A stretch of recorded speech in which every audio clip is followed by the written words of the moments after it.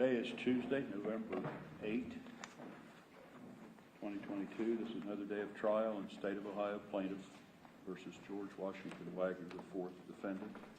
Case number 2018, CR 155. The defendant is present in court with attorney John Parker and attorney Richard Nash. The state of Ohio is represented by prosecuting attorney Bob Junk and special prosecuting attorneys Angela Canepa and Andrew Wilson. Also present is Brian Scheider, special agent for Ohio BCI&I. Yesterday, when we adjourned for the day, Agent Scheider was on the witness stand, and the state had concluded, I believe, its direct examination of Agent Scheider. It was time for the defense to be given an opportunity to cross-examine. Is the state ready to proceed to bring the jury up, of course, but ready to proceed today? Yes, sir. Is the defense ready? Yes, sir. All right. We can bring the jury up and Mr. Scheider Agent Scheider take the witness stand as soon as we get the jury seated.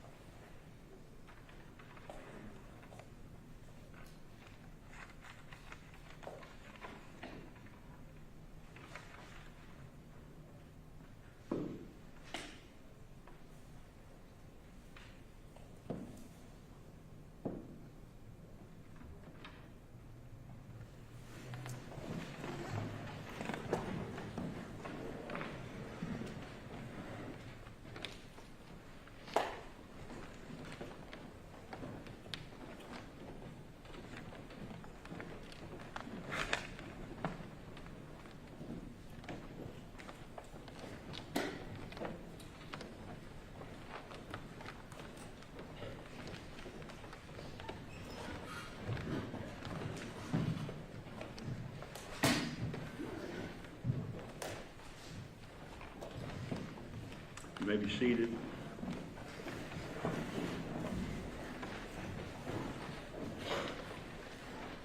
Good morning, ladies and gentlemen. It's good to see you all here. You'll recall that yesterday, at the end of the day, that Agent Scheider was in the witness chair, and the state of Ohio had concluded its direct examination of Agent Scheider, and it was now then the opportunity of the defense to conduct cross-examination. So, Agent Scheider, if you'll go ahead and occupy the witness chair, I would just simply remind you that this is continuous testimony, so that the oath that was administered yesterday is still in effect. You're still under oath to tell you. Understood, Your Honor.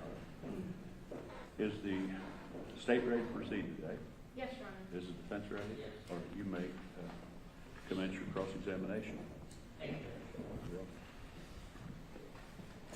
Good morning, sir. How are you? Good morning. Good to see you again. Just a few questions, sir.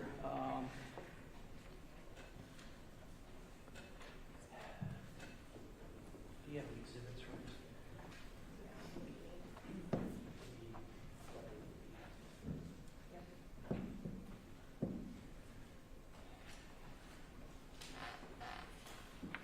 Okay, sir, I want to ask you a few questions about your testimony yesterday.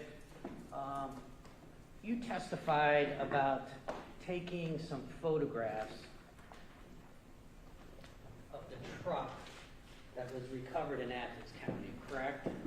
Yes, All right, and you found a couple of volunteers, I think you called it, to crawl in the back of the space and take additional photographs, is that right? correct. All right, I want to ask you some questions about that if I could.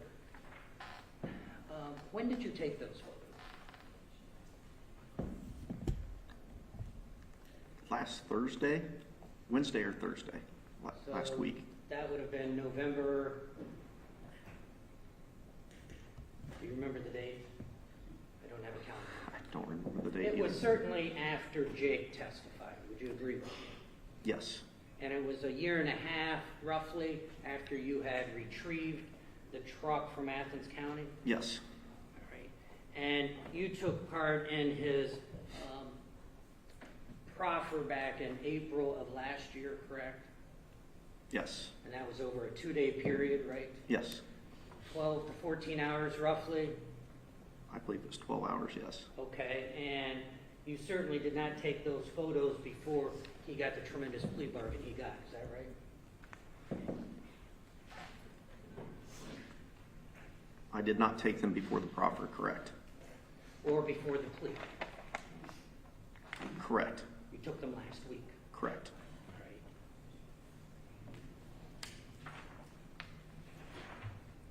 Showing you what's previously been marked as quadruple B11. Will this be projected? I can't project anymore. Okay. Showing you what you identified yesterday as quadruple B11. Can you just briefly identify that and hold it up for the jury after that?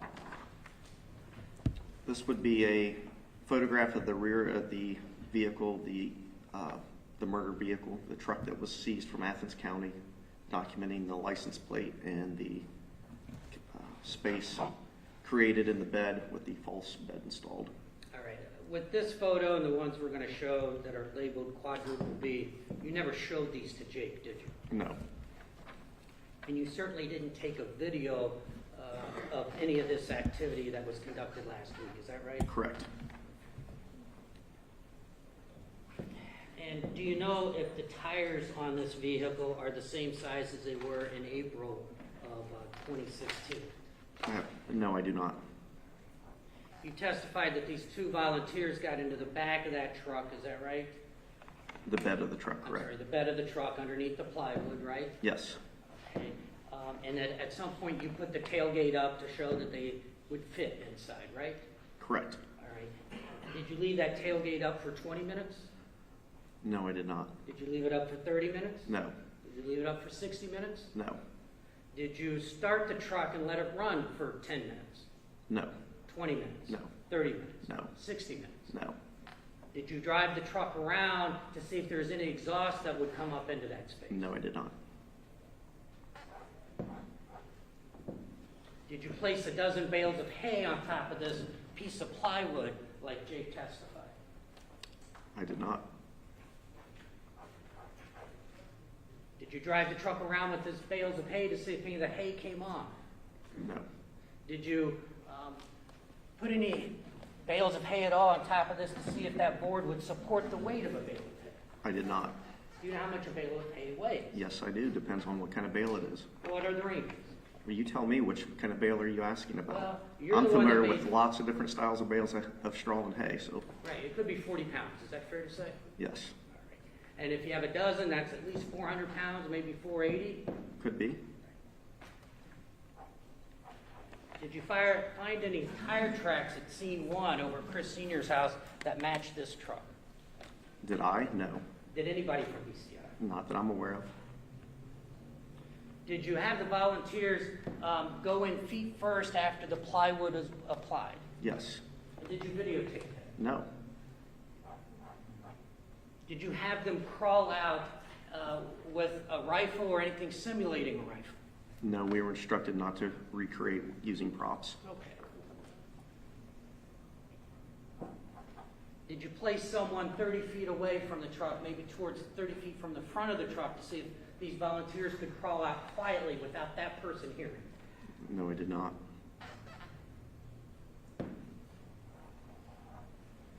Would you agree that people carry their weight differently? Some people are more muscular and some people kind of have fat and are roly-poly. Would you agree with that? Yes.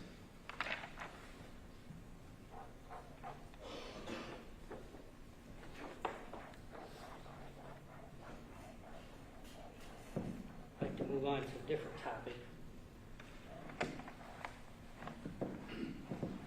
You testified yesterday about the series of movies called Boondock Saints, is that right? Yes. You've watched those movies? Yes. Does either movie involve a mother figure who wrongly believes her granddaughter under the age of 2 has been sexually assaulted? No. Does either movie involve Facebook messages amongst people? No. Does either movie involve a jealous boyfriend whose ex just gave birth to another man's baby? No. Does any of the movies involve a character in there with a gun peeking under somebody's door before they killed him?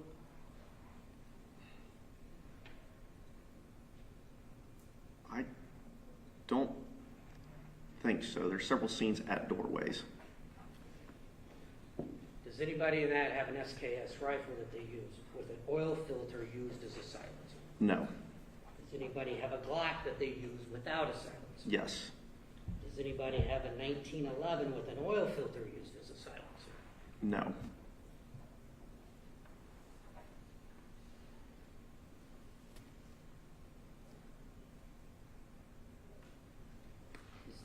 Does one of the brothers in the movie want to strangle his ex and frame her current boyfriend for the murder?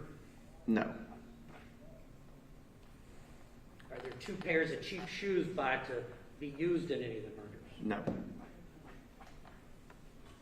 Do either of the brothers burn all their clothing after the murder that was used? There is a scene where they burn stuff, yes. Is it clothing used in the murders? I don't remember exactly what they burned, but it was after one of the murders, yes. Do they cut up the firearms, put them in concrete, throw them in water? No, they buried them.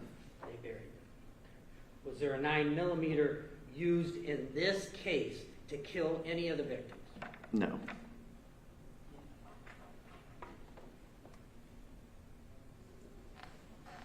Does the Norman Reedus character lie to his childhood friend and current pastor about the murders and many, many other people? There's a scene with the minister, but I do not believe he confesses to any of the murders or lies about them. I don't think they're discussed in the scene.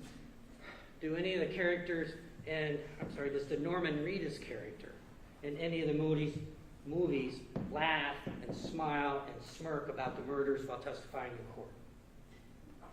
No.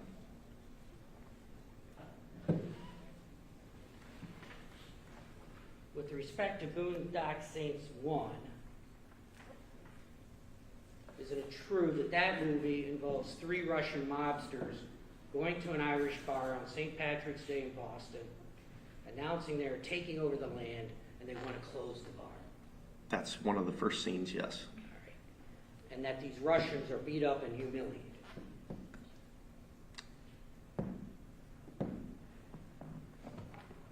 They ended up dead from that incident. Right, because 2 of them sought revenge and the twin Irish brothers killed them in self-defense, right? Well, that's what they alleged, yes. All right. A lot like this case, right? I don't think there was a self-defense ever mentioned in this case. Exactly. And the media in those movies, in Boondock Saints 1, the media portrays these Irish twins as heroes, right? Yes. A lot like this case. I don't think that was ever the case. They were portrayed as victims at one time by the media. The police in the movie do not press any charges, correct? Against the twins, the Irish twins. Correct. And then after that, the 2 Irish twin boys decide to rid Boston of evil men, correct? Yes. And there's an FBI agent in that movie who decides to help the twin Irish brothers, right? Yes. A lot like this case, right? No. With respect to Boondock Saints 2, you watched that movie, right? Yes. All right. In that movie, the scene is fast forwarded 8 years, correct? And the brothers are living a quiet life in Ireland, right? Yes. And they are drawn back into action when someone wants to attempt to frame the brothers for killing a priest in Boston. Isn't that right? Correct. Okay, and they take a container ship from Boston, a container ship to Boston, where on this ship they meet some Mexican man who's somehow involved in all this. Is that right? Yes. And the Mexican man had the 1911, not the brothers, right? Yes. And at one point, the Irish brothers kill a Chinese gang using a warehouse that processes heroin. Do you remember that? Yes, where they hid in a container. Yeah. Then the Irish twins kill a group of mobsters at a bar. You remember that? Yes.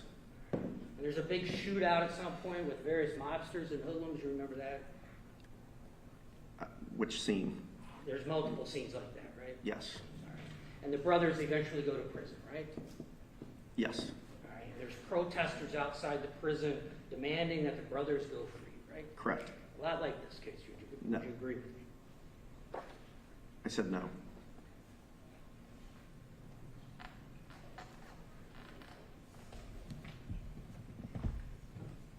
I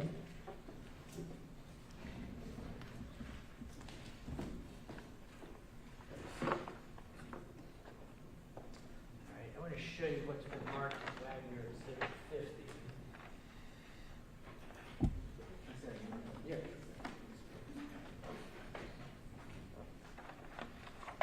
Oh, okay. Sir, Wagner Exhibit 50. Take a moment if you could. See if you're familiar with that.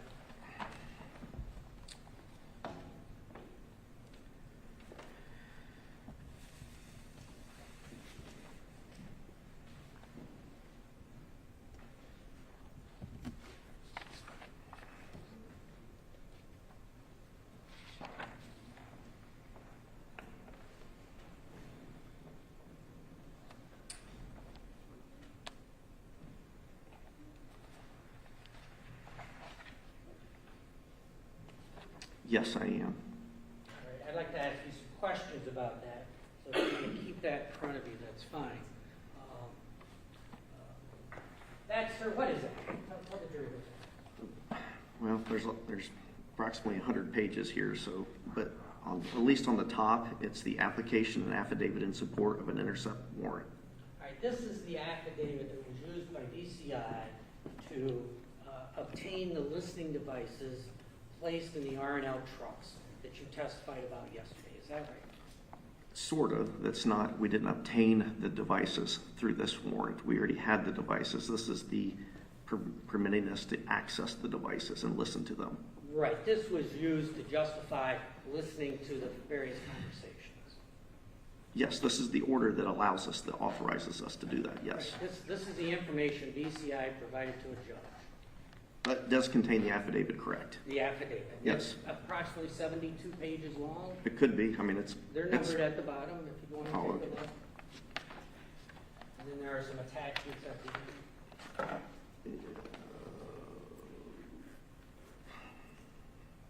72 pages and then half a dozen attachments, maybe. Okay. Would you agree with me, sir, that this affidavit fairly summarized the investigation to this point in time? Without reading it right now, I mean, yes, it should. All right. And the date on the affidavit? I didn't see the signature page, but the file date is May 24th. Look at page 72, I believe. Was that where the signature is I at? believe so, 72 or 71. 72, it was signed by Special Agent Hageman on the 24th day of May 2018. All right. And then the that's- judge. I'm sorry. And then the judge signed it, yes. And so on May 24th of 2018, that's approximately just short of 6 months before the arrest, right? Yes. All right. And on page 8 of that document that you have before you, DCI is telling the judge that over 500 interviews have been conducted during this investigation. Is that right? That's what's listed, correct. All right. Would you agree with that? In that ballpark, yes. Okay. And that over 40 search warrants have been executed? Yes. All right. Over 100 subpoenas have been issued? Yes. And over 60 extractions of phones, DVRs, and other electronic devices, is that right? Yes. And over 1,000 tips have been investigated by BCI, is that right? Correct. And on page 9, there's information in there about the Montana interviews that have been conducted, is that right? Give me a second to... Take your time.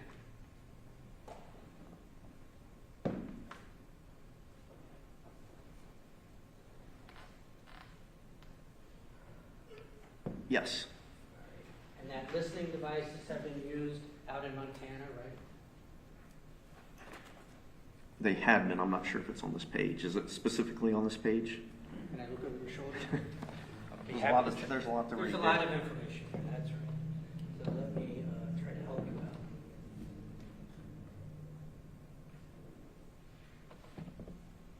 Yes. Yes. Okay.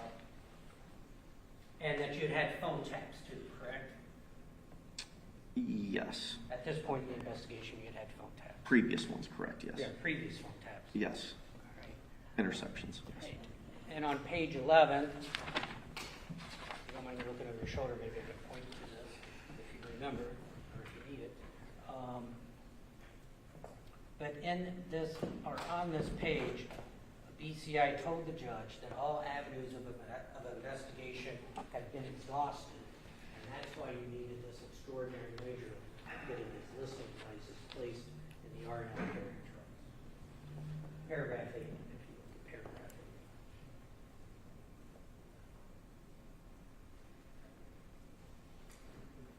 8. Yes, it says exhausted all other avenues of investigation absent of unforeseen development. So you guys have done all these interviews, done all this work, it's been testified for months now.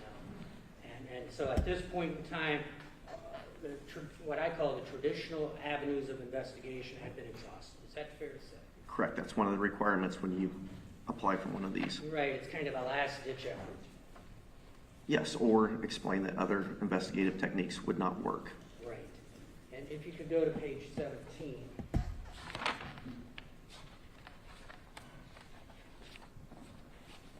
Yeah, I can look over your shoulder to save a little time.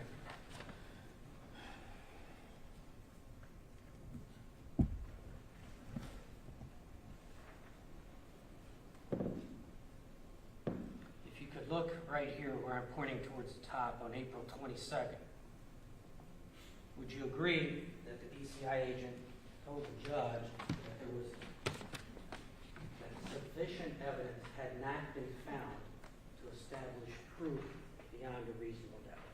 Correct. At that time, we had not. We had probable cause to arrest, but not enough at that time to proceed with prosecution. And if you go to page 27, let me know when you get there. Oh, I'm there. Okay, let me look over your shoulder to save a little time. Very good. Give me a second here. All right, at the bottom of 27, and then it goes through page 45, so I'll ask you to look through here. But at the bottom of 27 through page 45, so that's about 18 pages, there's a lot of details about what is called the summary of details regarding the commission or attempts to commit the designated offenses. Would you agree with me looking at pages 27 through 45? There's an awful lot of information there, great detail about the investigation today. Yes. And look through it because I want to ask you a couple of questions. Yes, it appears to be the affidavit with the probable cause statements. Okay. If I can look over your shoulder again. And you start off at the bottom of 27, talking about the victims and the homicides and where the victims were found. Is that right? Yes. And you go through on the next page, 28, and talk about the various victims and how many times they've been shot and where their bodies were found and the caliber of the bullets and the autopsies and different things like that. Is that fair to say? Yes. Go to page 29. You talk about Jake Wagner a lot and the various Wagners, including Billy Wagner and phone records and different things that have been testified about here in court. Is that right? Yes. And then That's page 29. If you go to page 30, it continues on with great detail about the various Wagners, including Angela and her buying the shoes up at Walmart and getting the pictures. All that information is in here, correct? Yes.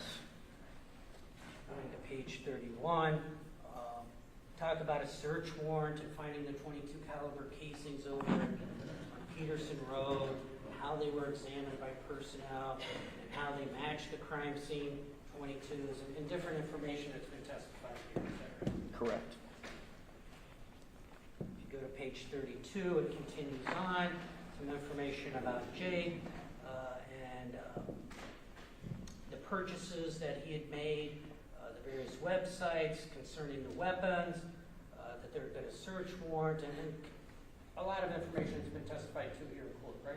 Well, that's not exactly accurate. It says accounts belonging to Jake. It doesn't say that Jake made the Thank you purchases. for correcting me. Accounts belonging to Jake, right? Going to page 33, that continues about these alleged purchases, the drill bits, the Amazon orders. Yes. It has Jake's Chevy 1971 diesel email account, detailed information that's been testified to here. Is that right? Yes. Page 34 continues on about past pro shop records, talks about the laptop, talks about phone calls that were made to order the signal jammer, right? Various things like that, right?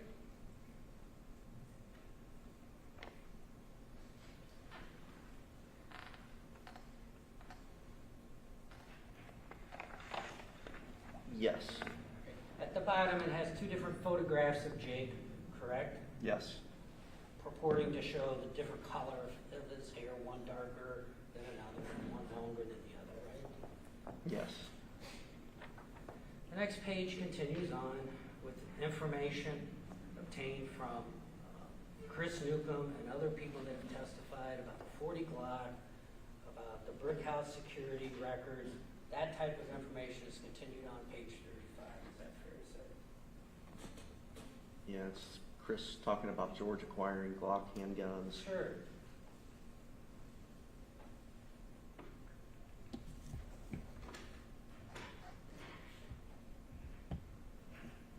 The brick house security down here that Angela used, Yes.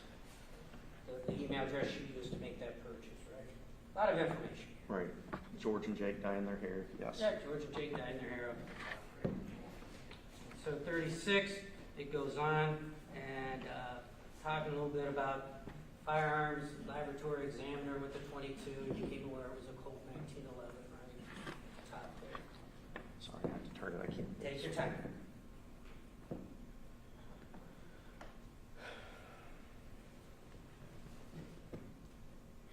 Yes, this is about the 1911 22. Right, and on this page, there are two photographs that the jury's been shown of the 1911 with Jake holding one of them, right? Yes. With Jake's hand. Jake's hand. Yes. Right. That the jury's seen that, right? Yes. Okay.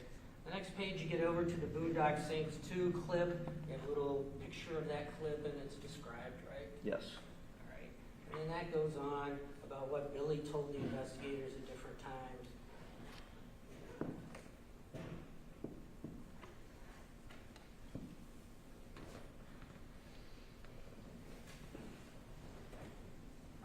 Yes.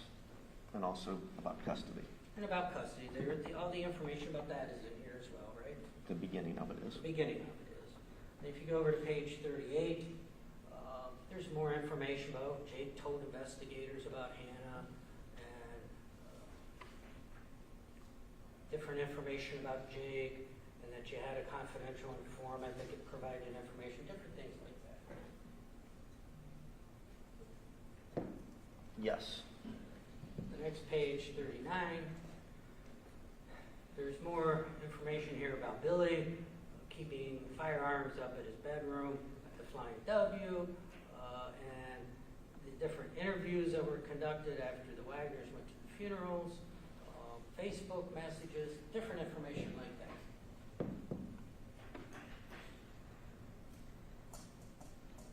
Yes. Page 40, the information continues on about what Angela told her, said about Billy and Chris, that they'd become friends through mutual associates, that she wasn't sure who killed the Rhoden family, and different information like that. Is that right?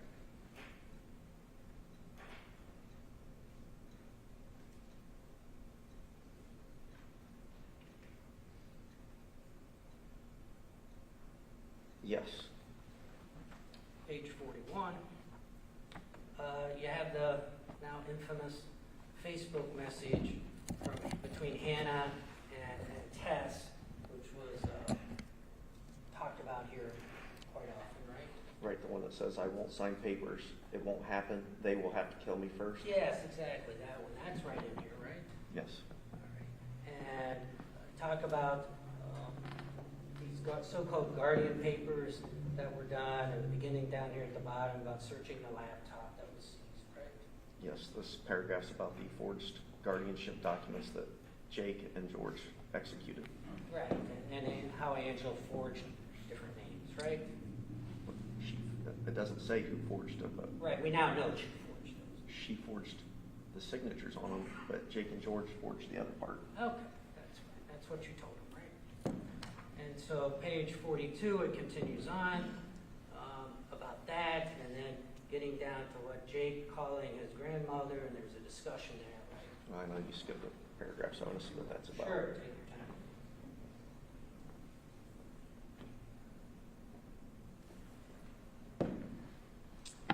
Yeah, this is, and again, I'm not reading it all, but this is a conversation Jake had with Rita about the signatures. Sure. Or the documents or something. Sure.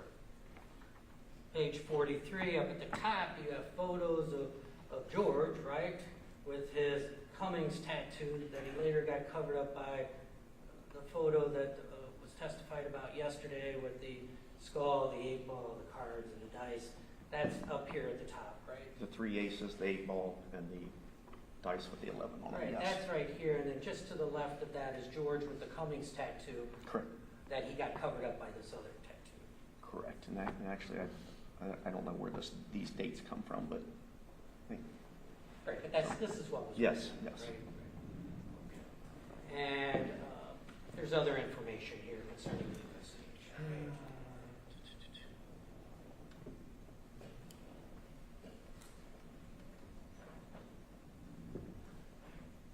Yes.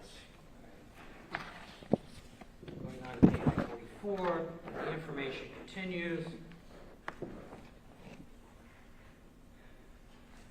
about Billy and Angela and Jake, how Jake called the investigators, wanted to know how he could retrieve his cell phone, other information that was about the investigation.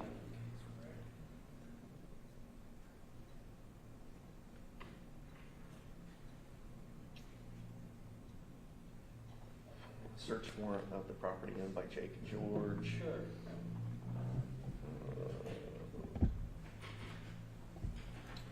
Jake asking about his phone, where they had lied about having jobs in Alaska.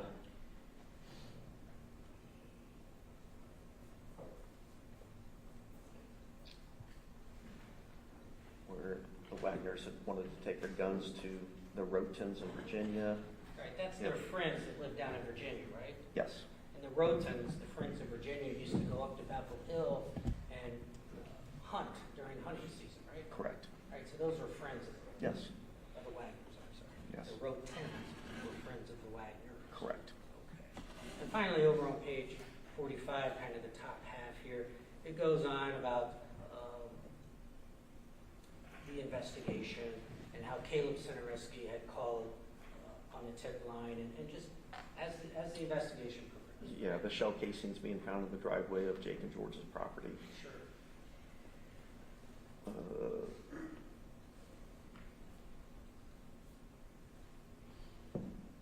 Talking to Caleb Cinereski, Sure. how they shipped packages to them, Sure. and then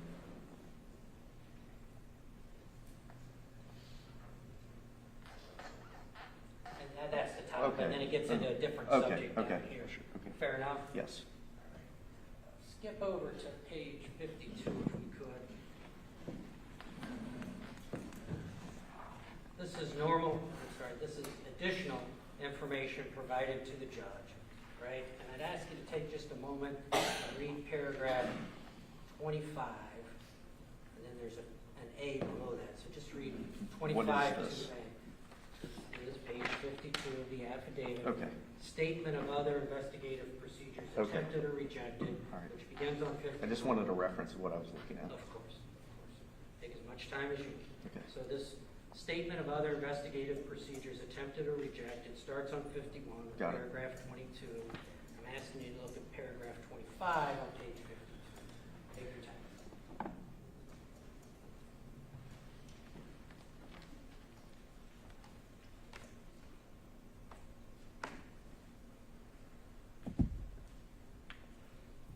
Okay. Would you agree with me that that paragraph says that officers have determined that traditional methods will not produce sufficient evidence to prove guilt beyond a reasonable doubt? Correct. If we could go to page 62. Just fall a little bit appropriate. I don't want to fall, actually. I don't want you to either. So let's turn to page 62. Yesterday, you testified, or at least you mentioned, about so-called provocative acts that would take place once these listening devices were placed inside the work truck. Is that right? Yes. All right. And what do you mean by provocative acts? Again, it's just investigative activities that you do when you're up on an intercept warrant to stimulate conversation among the suspects. All right, so if I understand this correctly, these listening devices were placed in the cab of this semi-truck that George and Jake are driving cross-country 5 days a week, right? Yes. All right, and in this truck, as is normal for these type of trucks, there's a sleeping area. Is that right? Yes. Attached to it, it's part of the cab. A bunk, yes. A bunk, right? There are bunk beds where one person can sleep while, or both people can sleep if they want, I suppose. But traditionally, one person sleeps or rests while the other person drives. That's not Correct. And so, did your investigation in this case reveal that George and Jake basically spent 24/7 in that cab while they were doing their job for R&L? Yeah, for the most part, yes. Right? They weren't staying in hotels overnight or anything like that. Correct. All right. This was a sleeper cab, right? Yes. It had a refrigerator. I don't recall a refrigerator in it. Okay. Well, you took photographs, but it was a living space. Would you? It's a sleeper. It's a sleeper, so there's space in there to, Absolutely. other than just the driver's seat and the passenger seat. Yes. There's a curtain that can be drawn. There's a divider, yes. So there can be privacy back in the sleeper area. Yes. Right? Okay. That's probably where Jake and Beth were, and they draw the curtain while George was driving. I'm not going to infer anything about that. Okay. Looking at page 62, if I could. Look over your shoulder again for accommodation. Come apart. Yeah, I know, it's so big. I'd like to ask you about some of these provocative acts. So, these provocative acts, correct me if I'm wrong, but you're trying to get them to say something so you can capture that on these listening devices. Yes, we want them to discuss the investigation, correct. Right. And you knew they had an attorney, is that right? At this point, I'm not sure. You're not sure if they had an attorney at this point? On May 24th of Right. 2018, I'm not sure at this exact point. I would have to go back and look at things for clarifications. All right, well, you know who John Clark is. Yes. All right, and they consulted with John Clark by phone. Yes. At some point. At some point. Yes. Okay, fair enough. If you don't remember, that's fine. I don't remember the date and time frames. It's been a long time ago. The records will reflect that, right? Sure. So one of the provocative acts that you did in order to get George and Jake to talk so you could secretly capture that is serving a court order on Rita to provide handwriting samples. Is that what it says there on page 62? Yes. So you're using a court order to provoke them. It's an investigative activity, yes. We do this in all kinds of investigations. It's not unusual. To do handwriting samples? No, to use the court order to provoke somebody to say something they wouldn't normally say, but for your provocation. If you're on an intercept, absolutely. Okay. It's a requirement. It's a requirement. And you conducted a search going down the list here. This is paragraph 36, page 62. That was paragraph A. Right. Paragraph B, you conducted a search of the former residence in Alaska, and you said that over, or you told them that in a provocative act. Is that right? Is that what that means, or you explain it to me? I take it to mean a search was conducted at the Wagner's former residence. I don't remember or recall alerting them of that. All right, at the top, 36, it says, the following provocative investigating acts are planned. Did that actually take place? It did, and I believe the owner or the maintenance person is the one that notified them of the search. Right, and that's what you wanted, right? You were hoping that the owner or whoever at that said, hey, your place just got searched, hoping to capture some conversation. Yes, absolutely. Kind of sneaky, isn't it? Objection, Your Honor. What was the question? Kind of sneaky, isn't it? Well, I will sustain the objection. You talked to Jake's former child custody attorney as a provocative act, right? Yes. Hoping that he would say something to Jake about BCI has been in touch. Yes. You interviewed friends of the Wagners as a provocative act, hoping that would provoke conversation that you could capture. Yes. And you talked to former church members and co-workers in Alaska doing the same thing, right? Yes. And I'm not sure about the church members, but yes. All right, it says church members. I'm not sure if that was actually completed or not. Understood.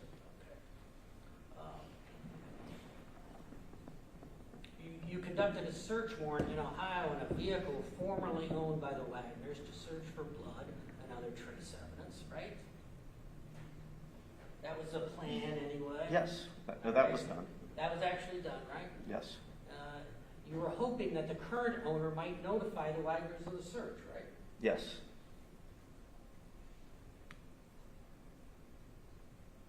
You wanted to conduct additional interviews, hoping that the people that you interviewed would contact them and once again capture something, right?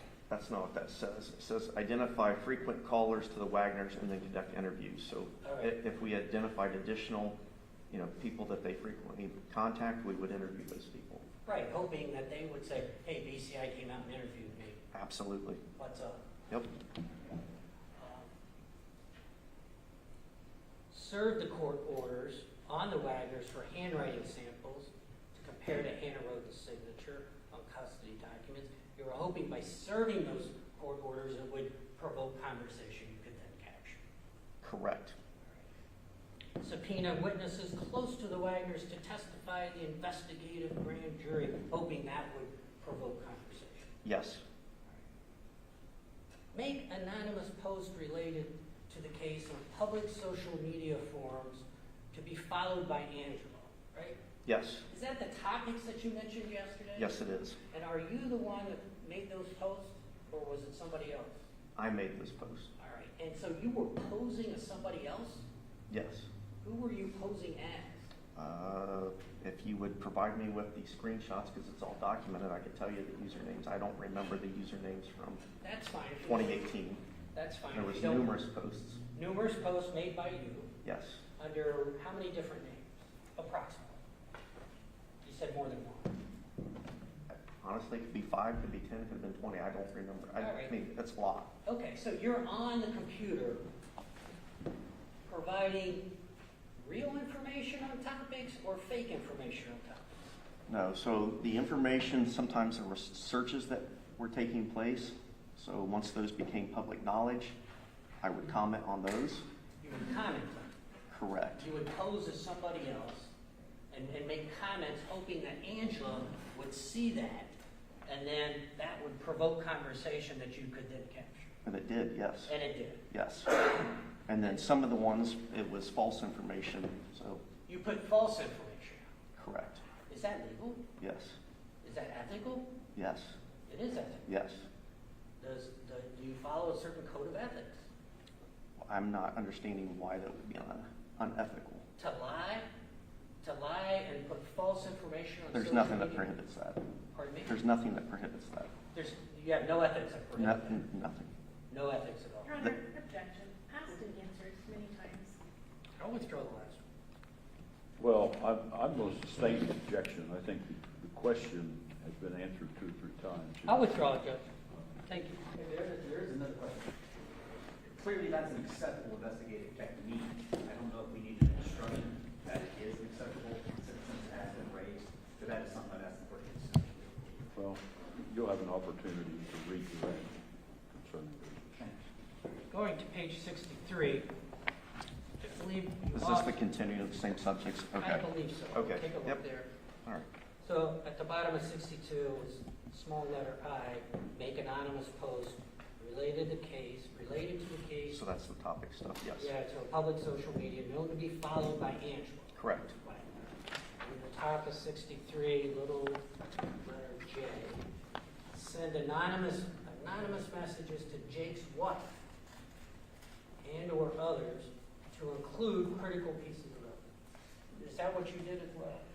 I don't remember that ever being done. That might have been a plan, but I did send the photograph of the 1911 to George. But I don't remember this actually ever occurring. Okay, fair enough. Take that for just a moment.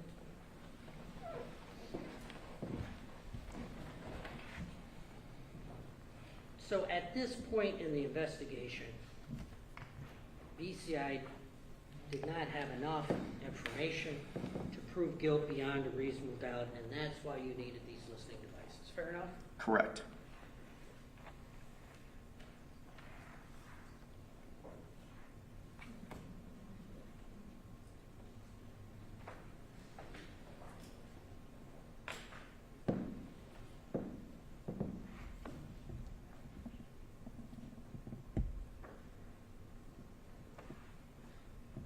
Just a few more questions, sir.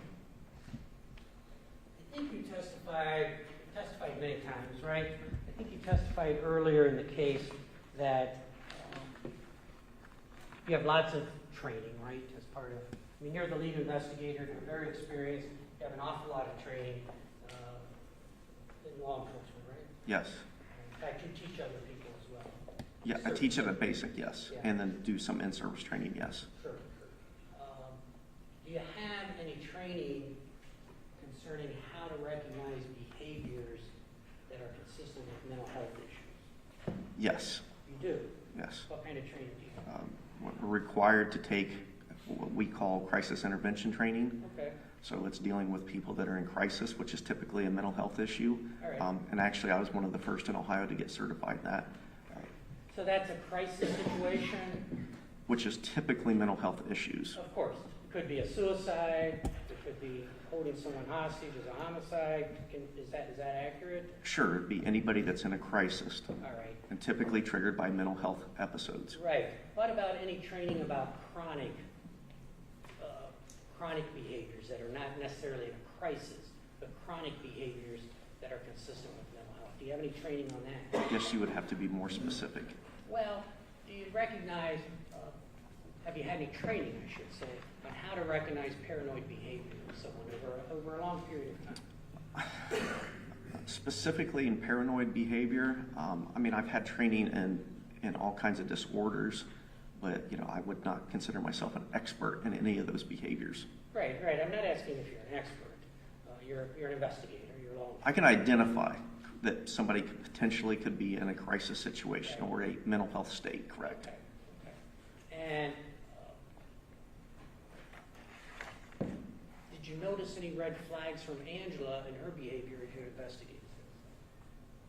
No. First of all, red flag. Well, yeah, I'm going to sustain the objection, at least to that form of the question, because I'm not sure that's self-defining. Okay. Did you have any indications, based on your training, that Angela had any mental health problems? I think that there's issues with 4 people that kill 8 people. Yes, I believe there's issues with all 4 of the Wagners. All right, but did you recognize anything in particular about Angela, not the murders themselves, but leading up to them? Again, I'm going to object. He's clearly not an expert in mental health. He's already stated that. I don't think he can render an opinion as to the mental health. I'm going to have to sustain that objection to that particular question. That's fine, Judge. Have you had any training throughout the years in something called confirmation bias? Are you familiar with that term? Sort of. If I told you this, does this sound familiar? The confirmation bias includes where, in the law enforcement context, where there is one, a focus on a suspect, two, that the investigator selects and filter evidence that, quote, builds a case for conviction, while three, ignoring evidence that points away from guilt. Does that sound like confirmation bias that you're familiar with? I'm not, now that you've explained that, I'm not familiar with that term because Okay. it's not something I would do. Sure.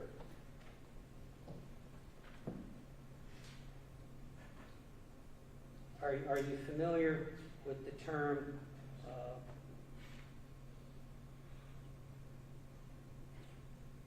belief persistence, No. where if new Your Honor, information... object. He already said he's not familiar with it. Let me Well, ask you this. that- I'll withdraw the question. All right. I'll withdraw the question. Let me ask you this.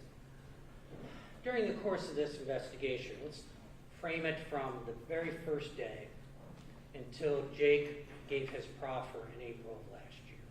There were certain themes developed by law enforcement as to why or how these terrible crimes took place. You would agree with that? No. You would not? I would say that the investigation, the evidence that was recovered led us in certain directions. Right, and certain themes were developed as to how you thought this would down or what was important, what was not important. Based on the evidence that was Based collected. on the evidence, right. For example, this hair dye that Jake talks about, or that you talk about, when I say you, I mean BCI, not you personally necessarily, you're the lead investigator. For example, there was a lot of significance given at one point in time to the hair dye that Jake had and George allegedly had. Would you agree with that? George did have his hair dyed. There was some evidence to that, There right? was evidence of that. There was evidence, if believed. I do believe it. I Because understand. I saw it. I understand you believe it. But you later learned through Jake's proffer and testimony that the hair dye had nothing to do with the murders. You That's did his learn. statement. That's his statement. You don't believe that. I do not. I think Right, he that's- minimized his brother's involvement. There you go. So that didn't fit your theory before he gave you that information, so you're discounting. I believe it's very suspicious. All right, that's fine. You believed during the course of your investigation that custody over Sophie, as has been explained here, the custody issues over Sophie between Jake and Hanna was the motive to these murders. That's what you believed during the course of this investigation up until the time that Jake and Angela made their proffers. Is that right? And I still believe that. And you still believe that in spite of the fact that both Jake and Angela testified here under oath in open court that it wasn't about custody, it was about the suspected sexual abuse. Isn't that right?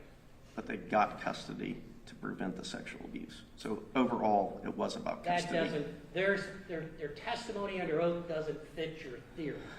So you're rejecting it. Isn't that right? No, it does. It still was about custody of that child. Can we approach? Yes?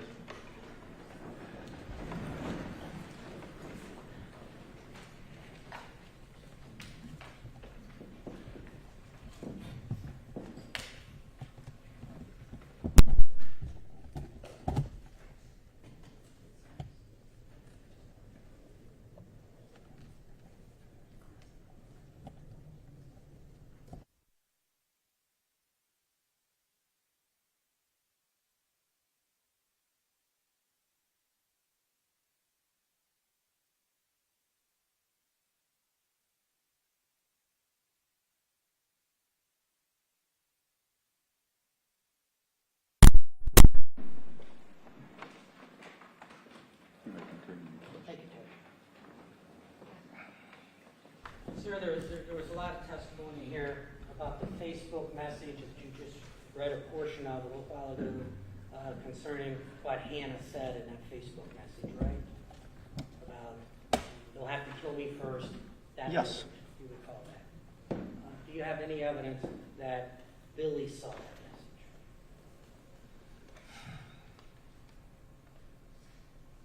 I can't remember if Angela ever disclosed that or not. I just can't remember. But you would agree that it was Billy, according to Angela and Jake, it was Billy who decided to kill the victims. Yes. You would agree that all the victims were shot in the head?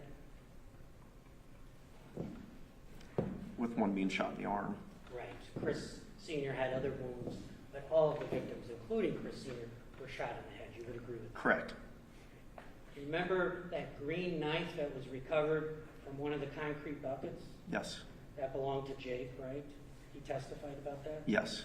All right. And that was a zombie apocalypse knife? That's what it said on the side of it? Do you remember that? Yes.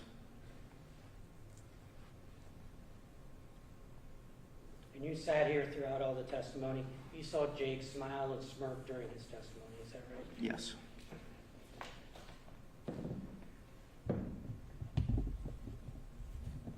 And you would agree with me that there's absolutely zero evidence that little Sophie was ever sexually abused.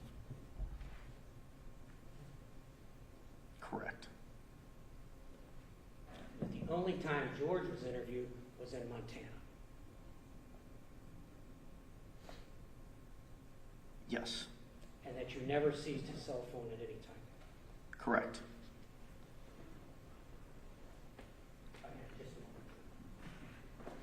moment.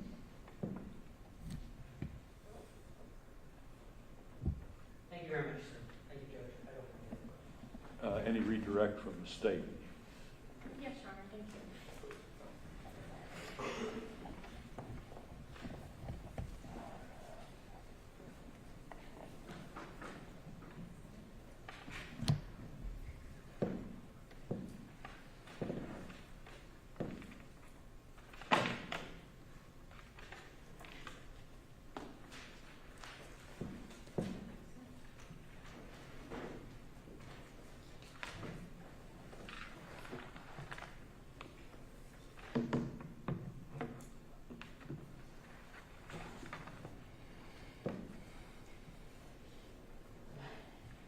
Do you recall if Jake indicated whether it was straw or hay that he used in the back of that truck?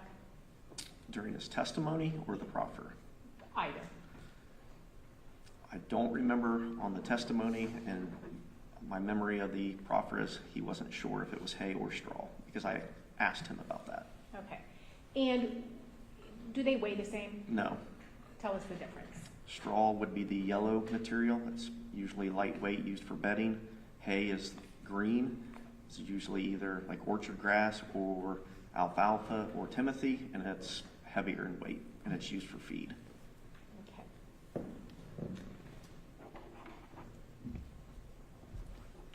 You were asked if you videotaped the truck, the volunteers getting in and out. Did you observe them getting in and out? Yes, I did. Okay. And again, can you tell us how difficult or easy that was for them? They had zero issues. You were asked about a Glock being used in Boondock Saints, and you indicated that it was. Correct. And do you remember who used that? It was in the second part. It was one of the final scenes. The father is carried up to the victim by his sons. He pulls out a Glock handgun and shoots his childhood friend at point blank range in the head with the Glock. Is there also a scene where they drag bodies? Yes.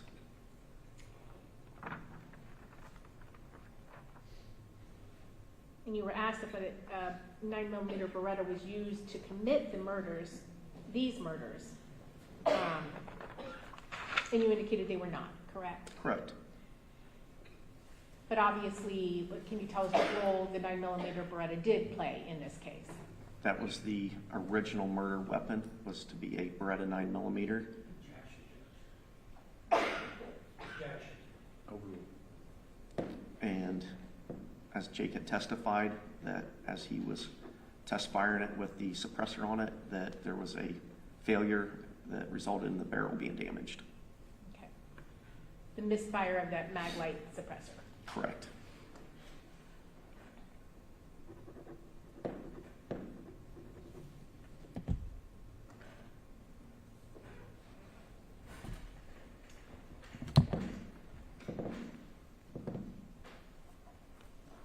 Obviously, the Wagners are not have not been celebrated as heroes, correct? Correct. But you're aware that they felt they were doing this to protect the vulnerable. Correct. You talked about a scene at a warehouse. You indicated that they hid in a container. Yes. Okay. And did they then jump out and surprise the victims? Yes.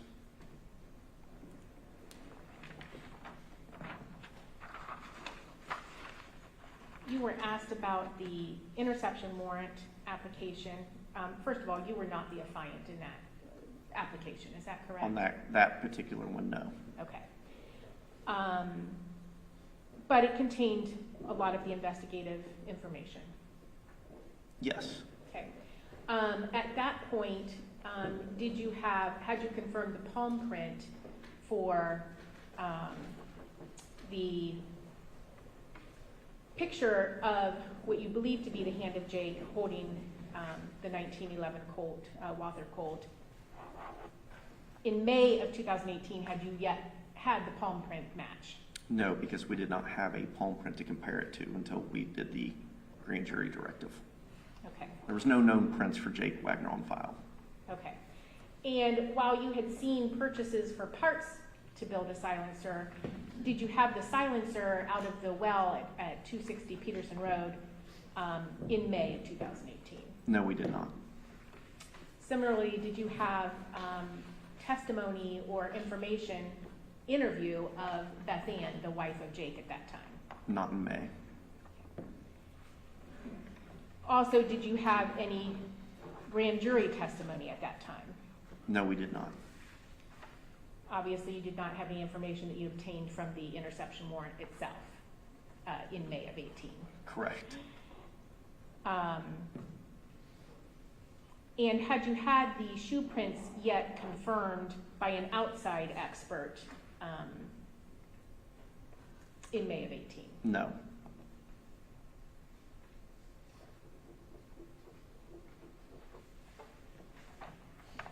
Additionally, did you have records from Text Now in May of 2018? No, we did not.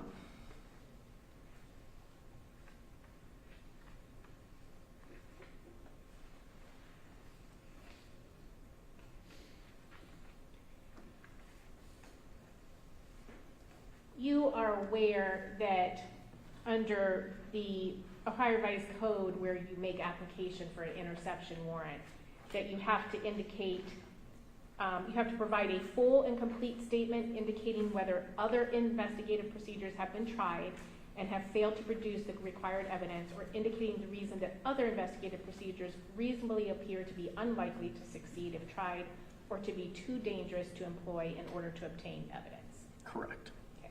That's required by the Ohio Revised Code. Yes. So you have to provide that information to the court. Yes. Okay. And what are some of the reasons why traditional investigative techniques would not work with this family of four? Well, they're not going to talk about what they did outside of the family, right? They know what they did, so they don't have to discuss it with anyone outside. They're a tight-knit group. They only trust certain individuals. I think we had testimony that even the Newcombs, who were close to them, did not know that they had done this. So it's very difficult investigating this, plus they were planned murders. Okay.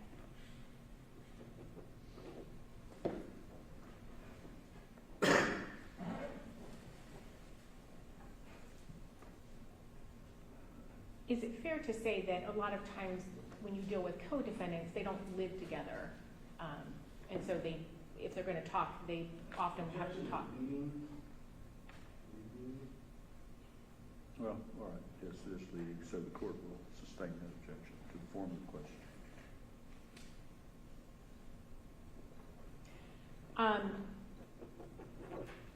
How common is it that your co-defendants live together, I guess? Not very common. You were asked about a series of what was referred to as provocative acts that you were doing. Again, does the same Ohio Revised Code statute require you to indicate to the court why you expect the conversations related to the offense will occur? Yes, you have to provide an explanation of why you think you will capture the conversations from the suspects. Is that the same as when you go into a home, you have to establish for the court why you believe the object you're looking for or the weapon you're looking for in the lake would be found in the lake? Yes. And you are specifically not permitted to listen to conversations that aren't relevant, correct? Correct. Now, regarding some of these investigative techniques that you listed that you felt would provoke conversation amongst the Wagners, were those investigative techniques that you were going to do whether or not you were up on an interception warrant? Some of them would have been, yes. Okay, so for instance, the subpoena to get handwriting of both Rita and Angela in this case, is that something you would have done regardless? Yes. Okay. And specifically, why did you want their handwriting? Because we believe those documents to be forged because we had pulled known signatures from Hanna Rhoden and they did not match. Okay. And the date at the bottom of the forms clearly demonstrates that they were backdated forms. Okay. And same thing with wanting to get the fingerprints and palm prints of each of the Wagners. That would have occurred. Okay. Same with the interviews that you did of their known, you said you knew who they talked to the most and you interviewed those people. Would those be people you would be interested in interviewing regardless? Yes, we would interview any family members or new or old associates of the Wagner family as we became aware of them.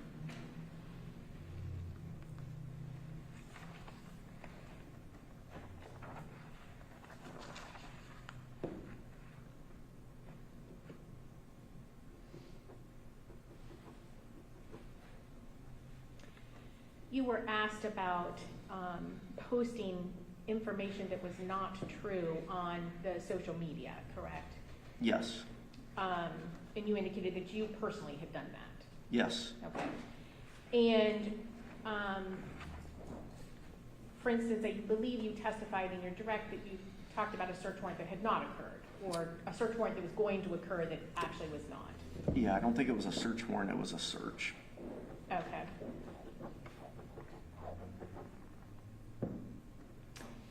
And you indicated that that was an acceptable interview technique, correct? Or Investigative is that yes. an acceptable interview technique? Investigative technique, yes. Okay. When you are interviewing a defendant, for instance, are you allowed to say things that aren't true to them? Yes.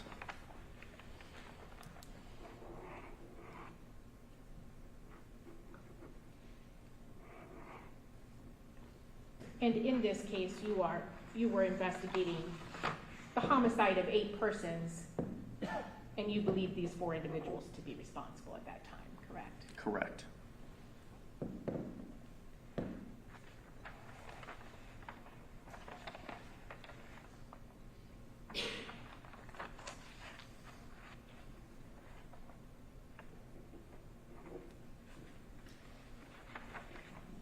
You were asked if you knew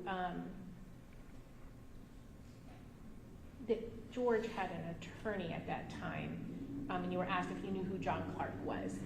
Did you know who John Clark was representing at that time? I don't believe we knew exactly at that time of the application for the intercept. Okay. And can you tell us what your understanding is as to whether one attorney can represent more than one criminal defendant? Basis is? Yes.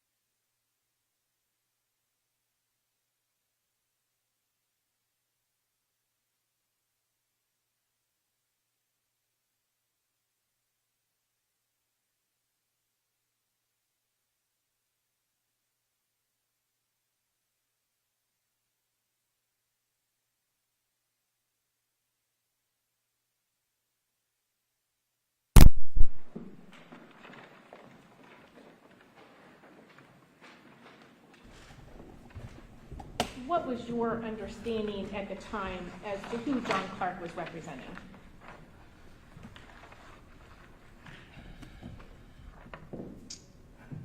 In May of 18, I'm not exactly sure, but I know there was knowledge of Angela making contact with him, and there was discussion about Rita. I'm not sure who else. Okay.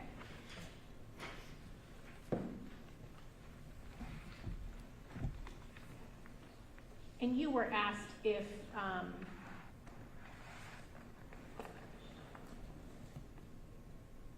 there was proof beyond a reasonable doubt at the time you made the application, or the time that that application was made.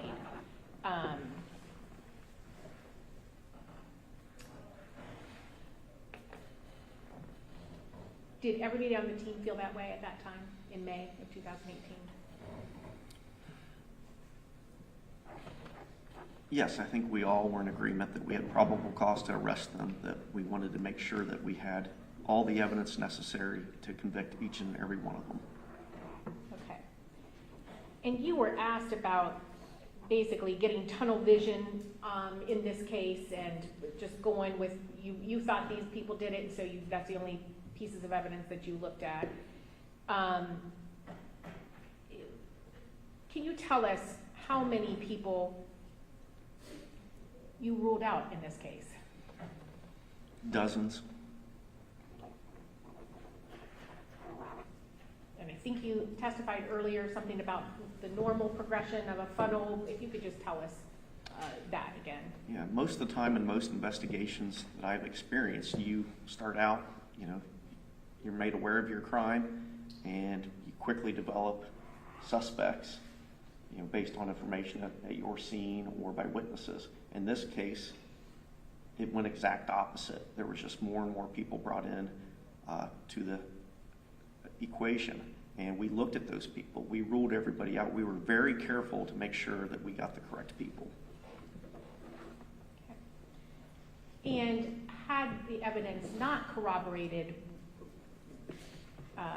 your theory regarding the Wagners, would you have used the evidence to rule them out instead of ruling them in? Absolutely. You indicated that you saw that George had dyed his hair, correct? Yes. Where and how did you see that? There was a post on Facebook of him, I believe it was in the pasture or yard of Peterson Road. Okay. And there was testimony about it.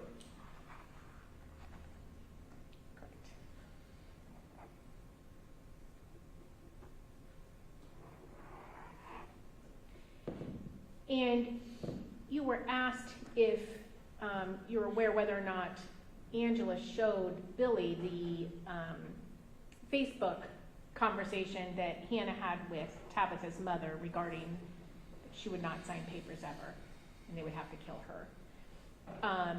Do you recall Angela saying that she showed the other three that message? Yes.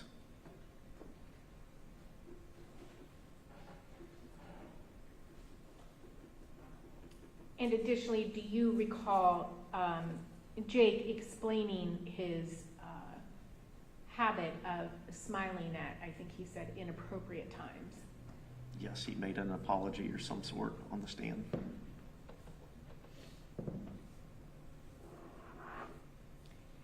And you were asked if you ever seized George's phone.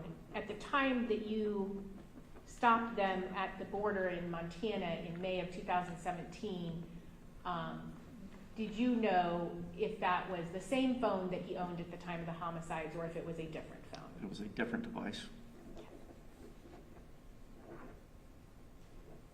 Had it been the same device, would you have seized it? In Montana, yes.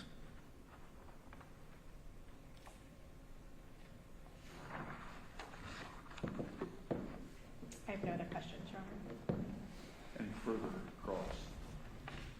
Just a few questions.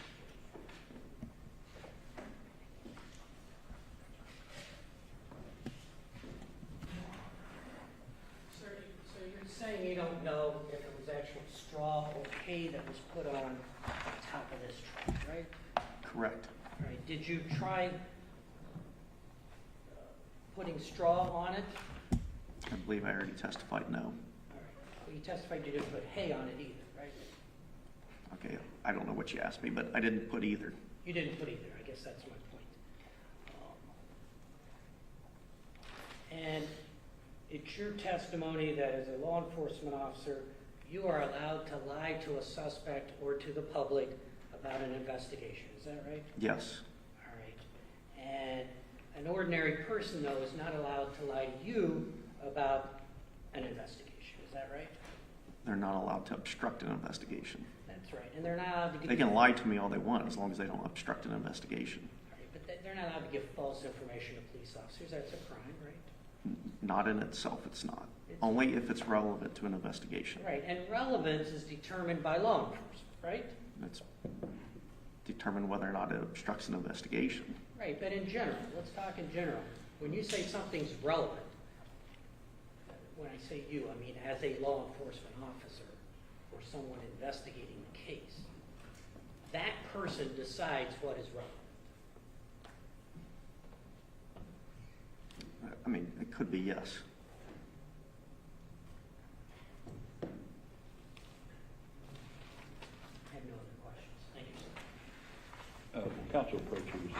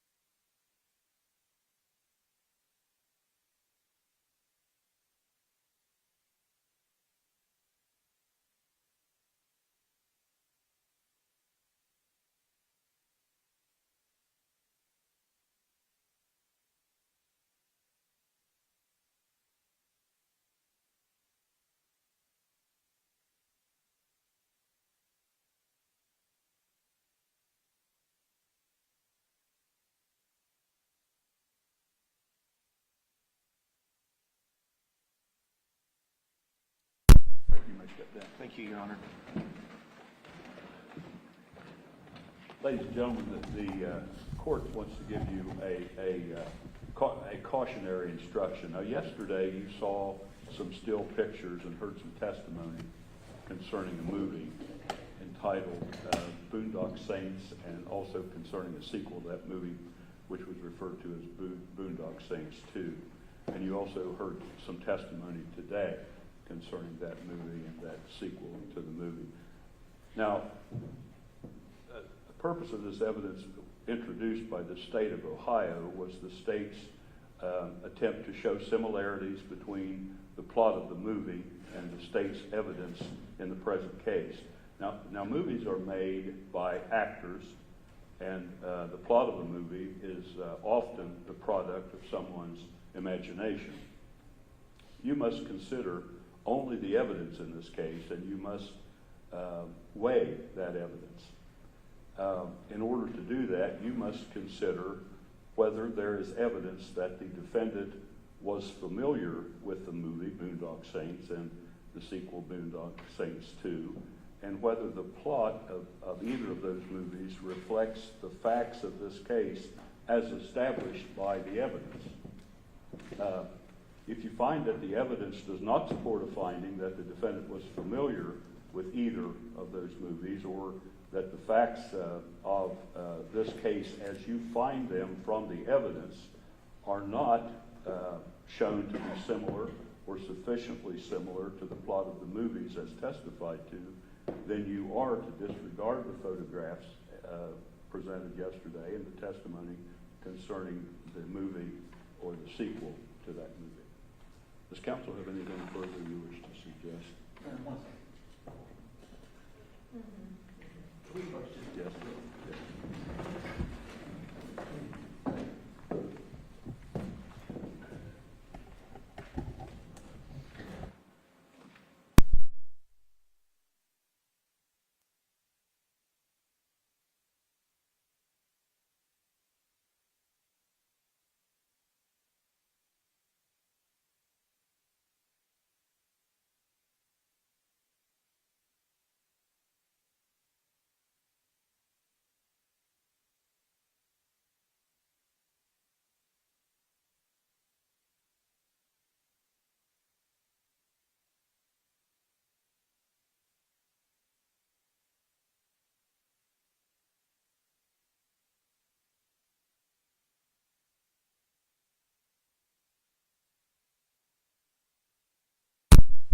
needs to go over some things which do not involve the jury in this case. So we're going to have an extended break, which you may use a portion of as much as you desire, I guess, to get lunch and so forth. But we will be in recess until 1 o'clock this afternoon. So you've got a good bit of time. We're basically extending this morning break into the lunch break too, and we'll be coming back here. You'll be coming back at 1 o'clock to the jury room downstairs, from where you will be brought back to the court, courtroom here by court personnel. While you are on break, you're not to discuss this case among yourselves or with anyone else. You're not to permit this case to be discussed with you or in your presence by anyone. You're not to form or express an opinion concerning this case. You're not to do any research concerning the case, either as to the facts or as to the law.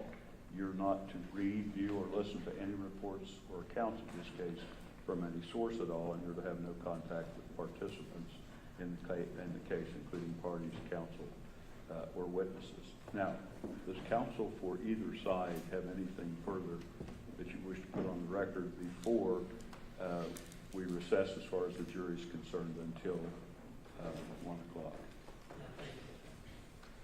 Anything further from the state before we release the jury? Then we are in recess until 1 o'clock. Leave your notepads, of course, on your seats. And at 1 o'clock, assemble at the jury room downstairs to be brought up to the courtroom.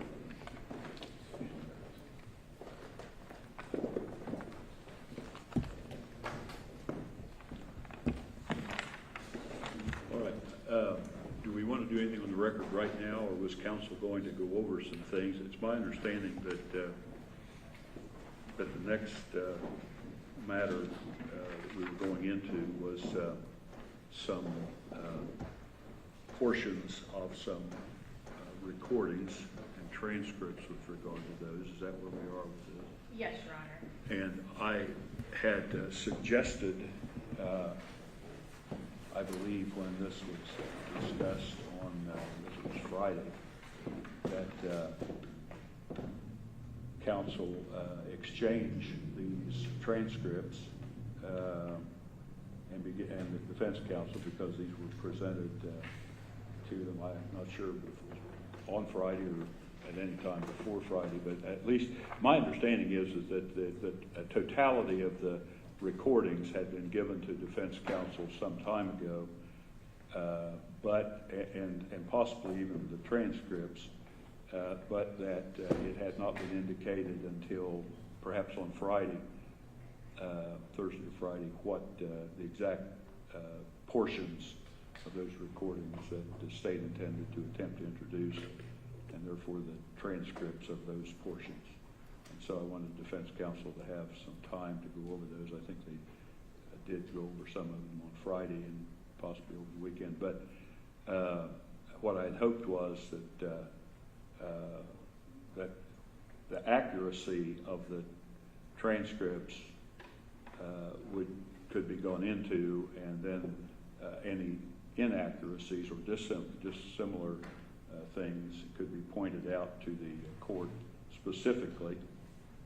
The only alternative to that would be for the court to listen to all of the snippets and view them myself against the transcripts, which I can do, but I have not had the recordings, so I have not been able to do that. So I don't know whether counsel has done that, going over all the recordings and the transcripts? Judge, thank you. On Friday and over the weekend, Mr. Nash and I did go through all the transcripts and recordings that was provided to us Friday morning. Appreciate the opportunity to do that. There are some we have objections to. There are many we do not. So I think we need to go through the ones that may be in dispute. Either because of the quality of the recording, perhaps there's a portion of the recording that should be played. The state may not agree with. But just when we were at sidebar, we were informed that there are additional transcripts and recordings that they intend to provide us today, I guess. I'm not sure what that is. Is there some reason why these could not have been provided before today, the day that they intend to play them? Well, again, Your Honor, so, yes, it's called, we've been in trial for a long time, and there's only so many hours in the day, and 2 and 3 hours of sleep at night is already taxing enough. But, you know, they've had these recordings since 2019, and then we also provided them they wanted to know any calls that we felt were pertinent, we provided that as well. And then they, with a little short summary of what each call was about, BCI investigation or methane or whatever, you know, just some little snippet. And then they asked us for transcripts, and we did provide them transcripts. These transcripts in particular are 412 pages long. I know that because I also, you know, went through those because there were some that weren't included that I knew existed, that I wanted to include, so I also spent the weekend going through that. So, you know, our analyst has been working on trimming down the video or the audios and all that stuff, so it's just a matter of time consuming, Your Honor. Okay, I think on Friday, at the end of the day, after council, I guess the state's council had an opportunity to go through these. And one of the, I think, objections generally has been, and the court understands why, is any summaries being included or anything cleaned up by saying this was what was meant and those kind of parentheticals in these, which really then makes them not exactly accurate transcripts at that point because of the additions or corrections.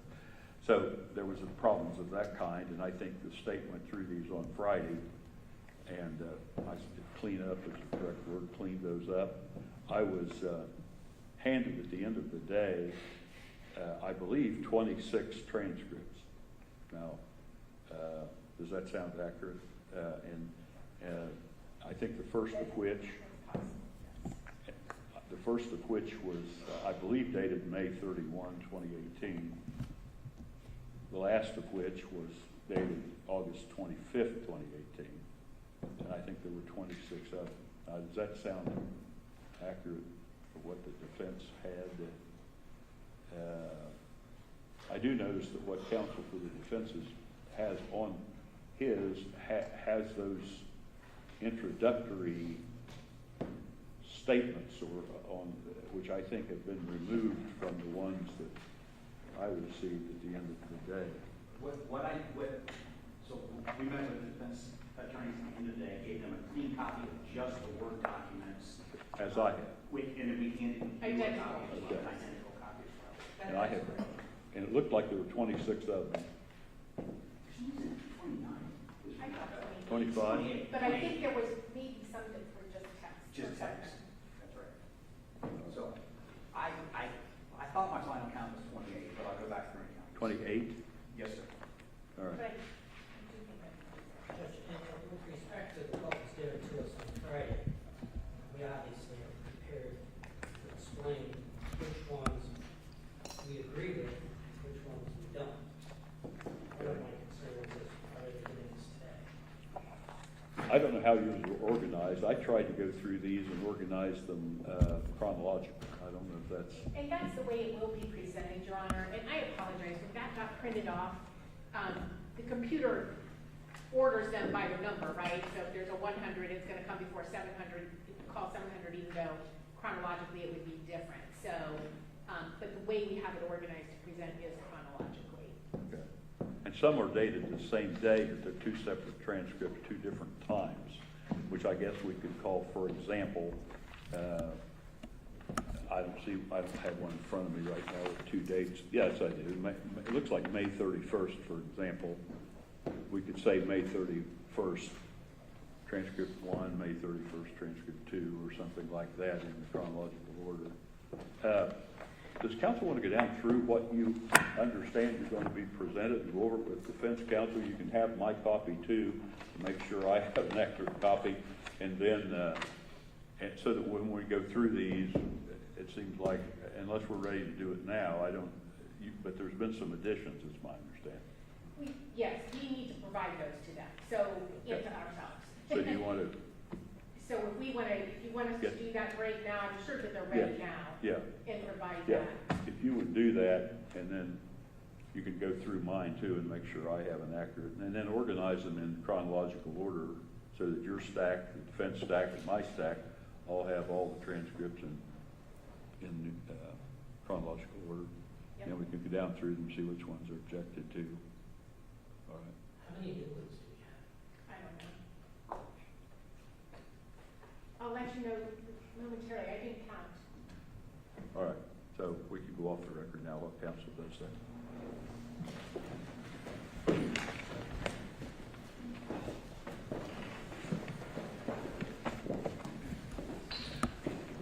Let me also say, I don't, maybe this should be on the record too. Let me also say that one of the things that's going to come up is this problem.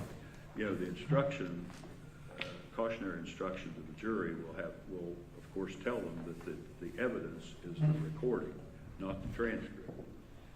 So then the question arises, if the evidence is not the transcript, is the transcript an exhibit for the jury to have? It sounds like maybe it is not. It sounds like it is not to me.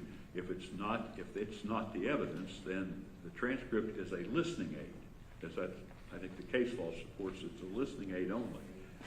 So then the question becomes, how does the reporter deal with this? So, Your Honor, here's what I have prepared for the transcripts that we turned over on Friday. We made copies. We made 17 copies of each transcript for the jury. And the intent, I think, with the court commission would be when each recording was played, we handed the jurors their copy. When that recording was done, we take that copy back. We mark one and submit it for the record, but not necessarily back to the jury. That was the intent or the plan that we wanted to run by the court. Presented for the record, but it would not be, it is not the evidence, is my understanding. Correct. Judge, with respect to that, many of these recordings are really very clear. Okay, so you don't need a listening aid. So there's no need for this. There are some that are not clear at all. And we can argue whether listening aid is appropriate or not, or whether they're just such a poor quality, they shouldn't be played at all. But, you know, for the ones that are clear, I would say that's probably important. The only issue that I have is it clear given the acoustics of our audio setup here in court? So, I mean, that's something, that's a bridge I guess we'll have to cross. Well, and let's do one other thing here. If you present one for the record's sake, it's not evidence, so it doesn't go to the jury.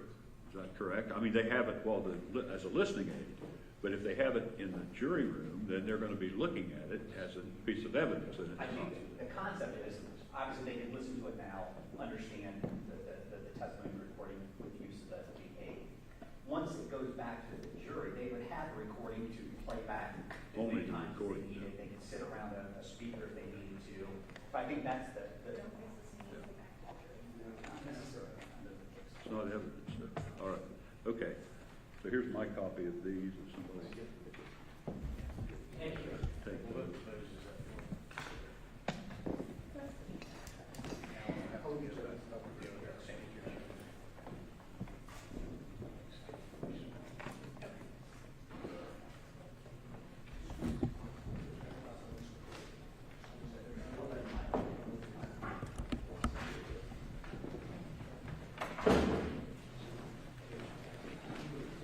Yeah.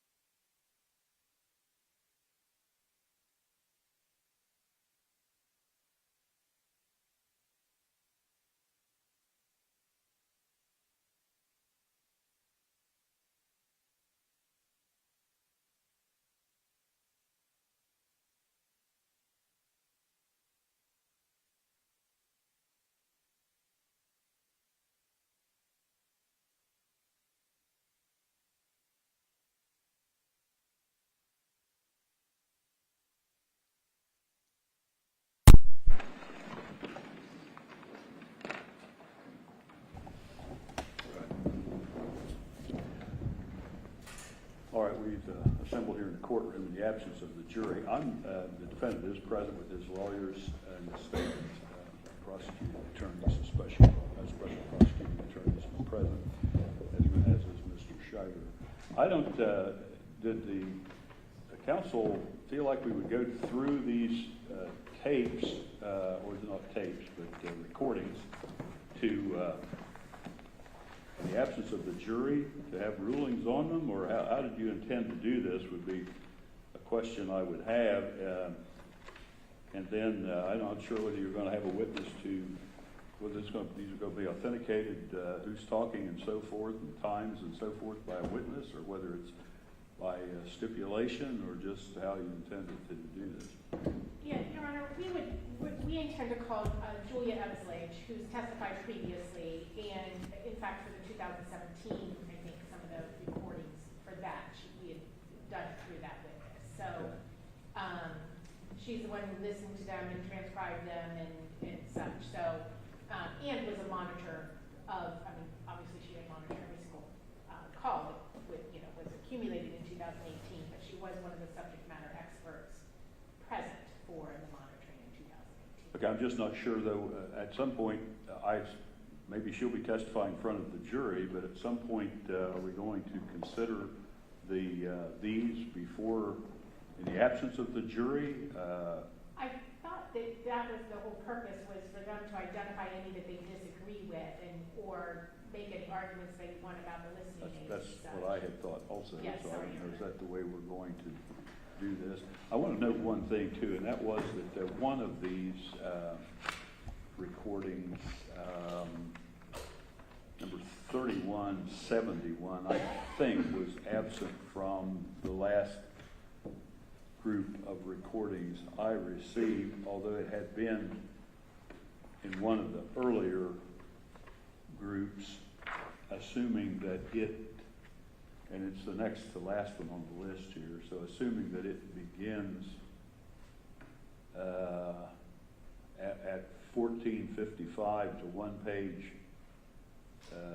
transcript, begins with the word Jake either way and ends with George out of it.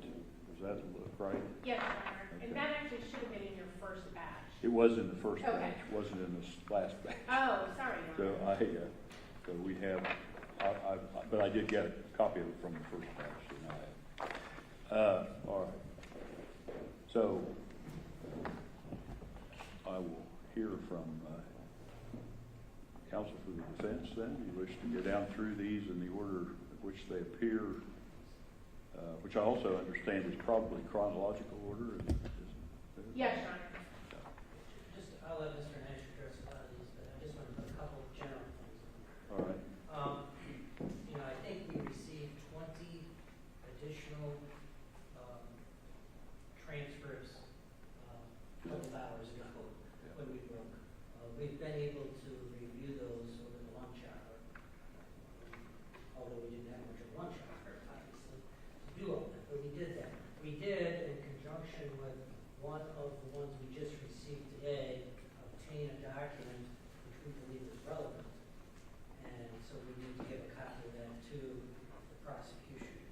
Okay. But that was based on a transcript that we got today, so we'll do that. And we don't, some of these we're not objecting to because they're clear. We think most of them are clear. Clear enough to where no listening aid is needed whatsoever. There are many that we object to for various legal reasons, we can explain those. But for example, the ones we were given today, I think all of those are clear enough that there is no need for listening aid on any of the ones we received today. And as a general statement, the transcripts we received that were one phone call from one person to another that were recorded, direct phone calls, those are very clear as a general rule. The ones that appear not to be so clear at times, some of them, not all of them, are the listening devices in the R&M truck. Sometimes those are unclear, and we'll identify which ones we think that's a problem. But we don't think a listening aid is needed for any of the ones that we were provided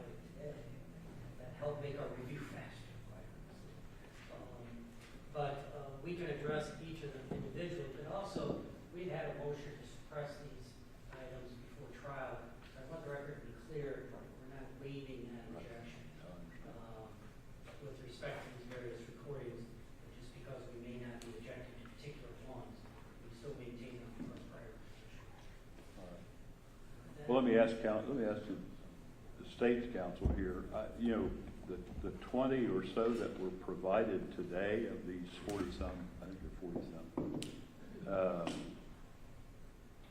I mean, I haven't heard them, so I don't know. You have heard them presumably, so I don't know. I mean, if they're clear, then a listening aid not only would not be needed, but might not even be appropriate. So. You know, to that end, Your Honor, the thing I would say is sometimes there's multiple individuals talking. You know, a lot of times when Jake's in the truck with George, or vice versa, when George is in the truck with Jake, and Angela's on the phone with them, or Billy's on the phone with them, there's sometimes, you know, multiple people talking, like, you know, George will chime in on the phone call or whatever. And again, because Ms. Everslade has so many hours listening to these people, she can identify who the voices are. And so rather than have her go back and say, okay, who was it that said this part of I mean, it just seems to me to make sense, you know, rather than pick out, well, oh, this one sounds clear.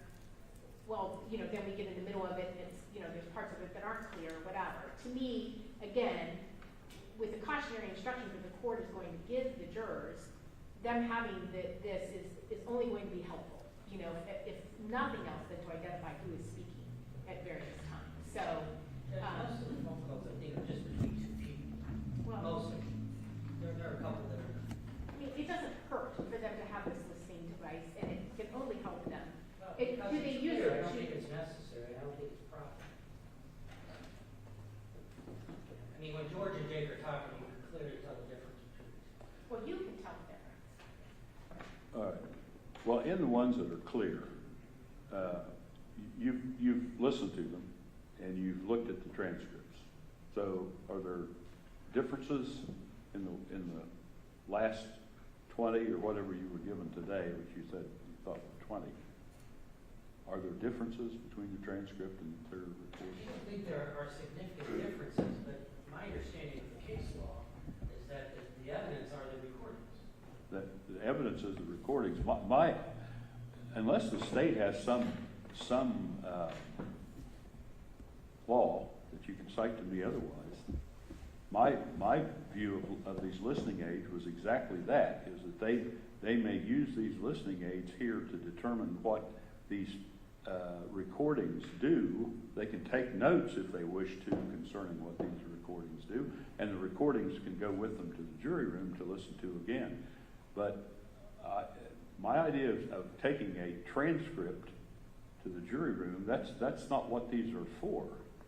And I unless you can find me some case that clearly says that they're to take these back, we can have them marked for, I suppose, for purposes of the record, but to determine, you know, that they were accurate. But I don't think the jury should have those back there, because I'm sure they would shortcut that and just look at the transcript.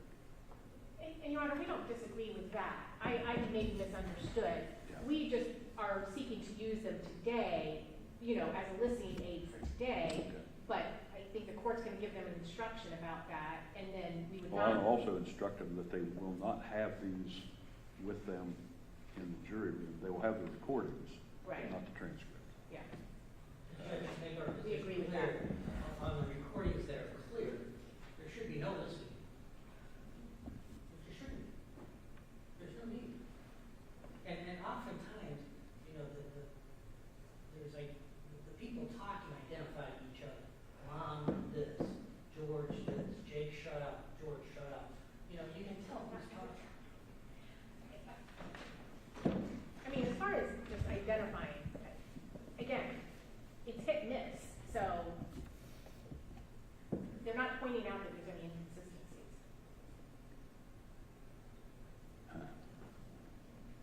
All right. I'm just going to say, this is a tool that clearly will assist the jury in better understanding the evidence. And I don't understand why we wouldn't give the jury a tool that would assist them in helping them understand what we believe is relevant. Well,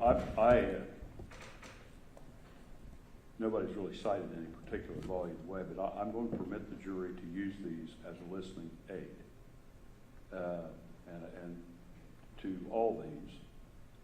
but not to take them, they will not be available to the jury in the jury room. The only thing available to them there will be the tapes themselves, and I will give them an instruction before they listen to anything that these are listening aids only, and they're not the evidence. The evidence is the tape. Now, From a presentation point of view, we have the transcripts for each one of the recordings here available. Again, I would suggest that maybe the bailiff, we would give the bailiff, whichever one we're going to use, the bailiff distribute them, and the bailiff take them back when we're. We need the bailiff in here to do that. Yes. Now, shall we go through these and argue? It's going to take a little bit of time to do that, I think, to argue. Yeah. So, all right, we'll allow the defendant's attorneys to argue. Judge, my suggestion is, I think the court may have a copy of chronological order. I do have, yeah. Oh, okay. My suggestion would be that we just start with the first one, which is 543. And with that one, we have an objection to the relevance of that. It appears to be, there's been prior testimony that's been uncontested. It appears to be an improper, consistent statement. Nobody's challenged the evidence in that, or the testimony. And so therefore, it's just reiterating what's already been said. Other than that, it's irrelevant on 543. All right, and the state would argue what with respect to you're talking 543, right? 543. Yeah. Your Honor, so basically a whole lot of these are going to be, anytime it's George involved in the conversations, our argument is going to be, first of all, it's a defendant's statement. And second of all, we ascribe some importance to it because it evidences, again, just how they work as a unit. In opening statements, we heard that, he's trying to distance himself from his family, etc. He's not part of the fold, and these kinds of things just show how intertwined they all are. And, well, first off, even if it's a defendant's statement, it doesn't mean that we skip the probative value of the statement. It's irrelevant. Even though it may contain a defendant's statement, that's not an exception. But in moving on to the defendant or the co-defendants acting as a unit, this fails to even establish that. And so we would ask that this would be ruled at this point. How does this aid in establishing a fact that's relevant to this case? I'm trying to understand how it does. Talking to your mother about your job and what you're making just somehow indicates that they're working together on something? Well, he's also in there, Your Honor, he's selling converters. He's catalytic what? Converters. That's the very last part of that sentence is he's selling catalytic converters. Okay.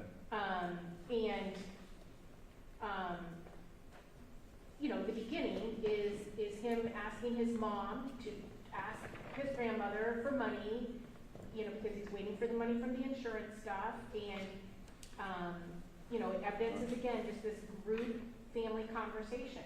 I mean, obviously we think it's relevant, or we wouldn't be seeking to admit it, but it's just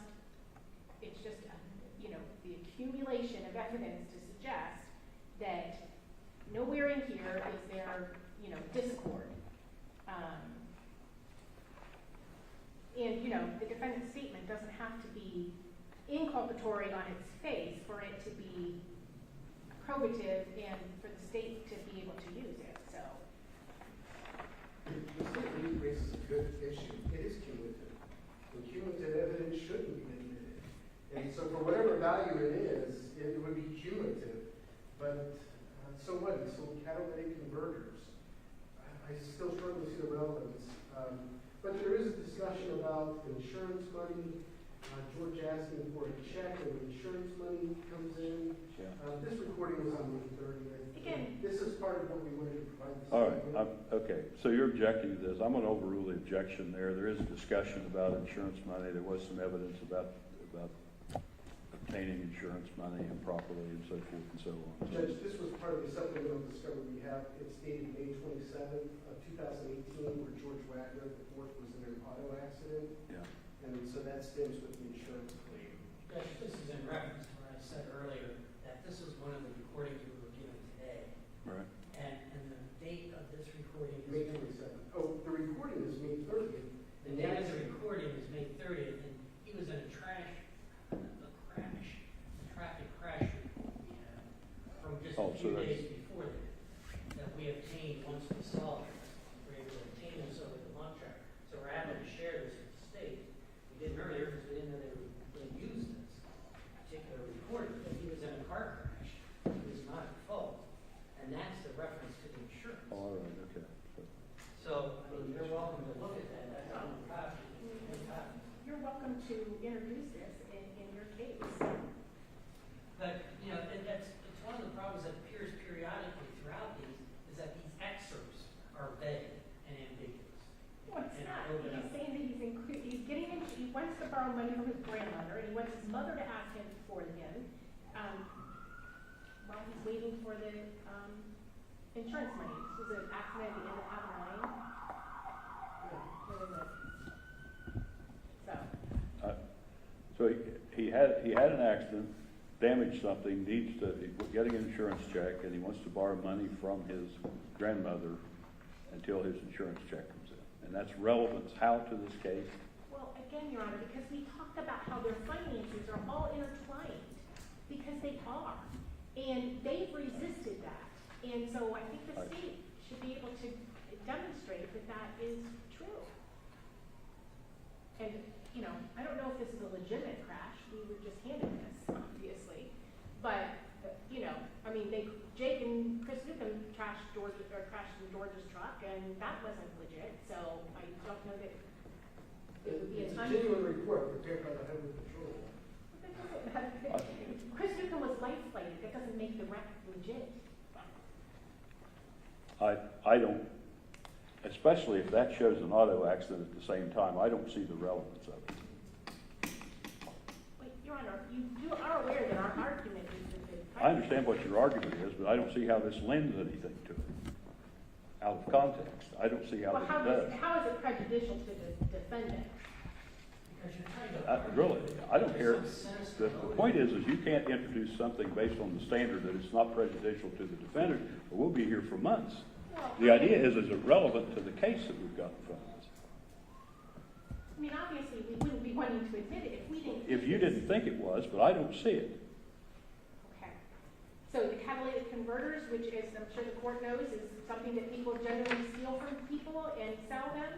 I mean, we've had testimony that George would be out all night, all hours of the night, that came from back in, and that he and Chris would be scrapping. I don't think we can jump to the conclusion that these are stolen. All these things that he's referring to here are stolen. Remember, I'm- we come with 15 catalytic converters, or All right. 15 converters. I'm going to sustain the objection to 543.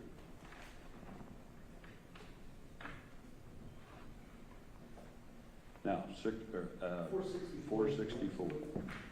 This is a conversation between Beth and Jake. We also objected to this in regard to relevance. This is in regard to the one where it's poisoning.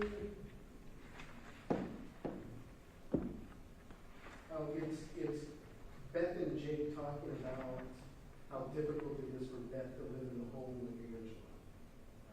We would object again as to relevance for this. Object to it, why?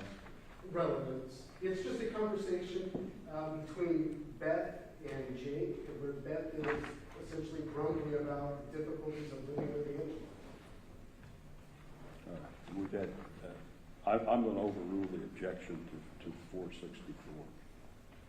Your objection has to do with relevance. I'm not sure what the basis of it is. It is. It's just prior consistent statements, and this has been testified to already. I'm going to overrule the objection to 464. 471. We have no objection to that.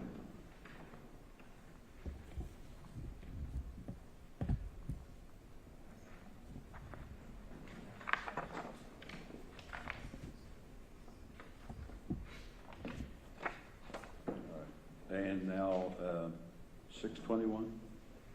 621, we do not have an objection.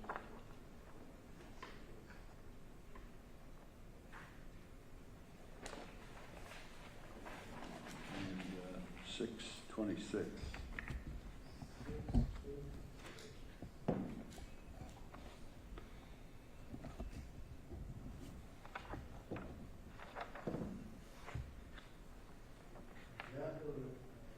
Can we come back to 626? Right.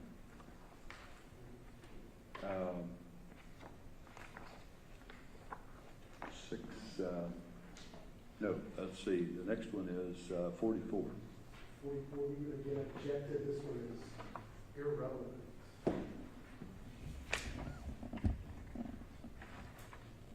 It was clear enough, we had any problems with that, just irrelevant. So we asked the state what's the probative value. We would say this is highly relevant, Your Honor. This is George chastising Jake for not believing his daughter and not being protective of his daughter, and regarding Beth Ann reportedly touching her. So again, it just shows. I'm trying to see what else is in here. Well, I'm going to overrule the objection to it. I'm going to give it to Clay. 150 is the next one. 150, the only objection we have to that is that we would like that entire conversation played, because it's a 21, almost 22-minute phone call, and they want to use about 3 or 4 minutes of that. We believe the entire conversation is required to put that 3 or 4 minutes in context.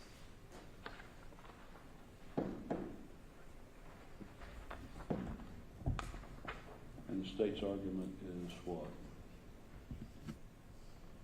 Well, I haven't listened to this 20-minute thing recently, so I don't, the things that we are, have isolated here, and again, I'm not sure how 20 minutes is going to be all relevant, but George is upset because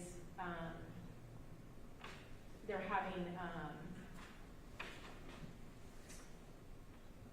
Beth call, or Sophia called Beth mine. Is there some ability to play? I'm not sure how you have these things set up, but if for example, if I sustain an objection to something, is that something that can be skipped, or do we have separate, I don't know how they're... Yeah, no, she's trimmed the video or the audio down to whatever is indicated here. No, all right.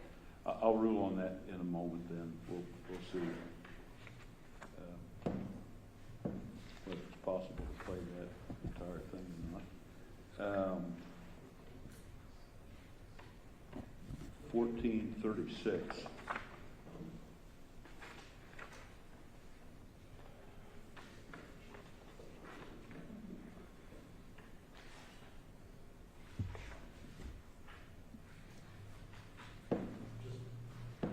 Take a big stack of 40 for that call. Say it again. I'm looking for that transcript here.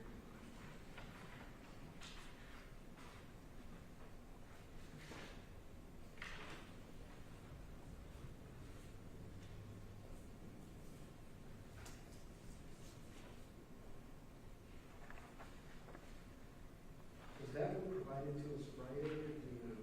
It was.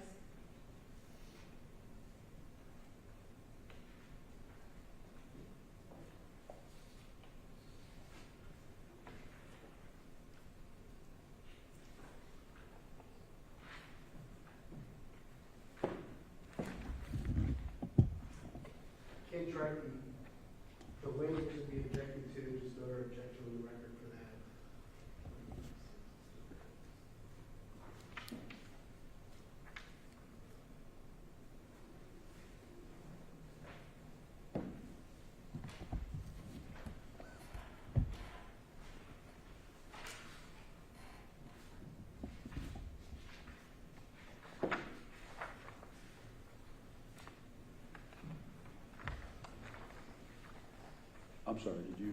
We just had an objection that's irrelevant. All right. With 1456. In reading this and my recollection of testimony, I'm going to overrule that objection.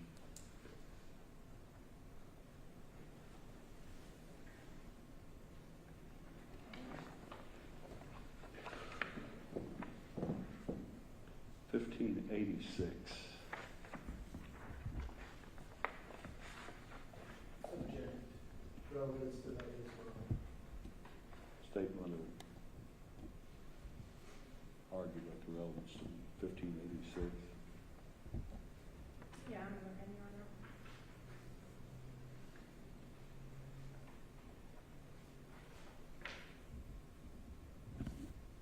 Oh, yeah. This is one where the lead-up is into, basically George telling them that the only reason they ever gotten into trouble is because, they cave and crumble, and he's not gonna cave and he's not gonna crumble. He's gonna go on the offensive, you know.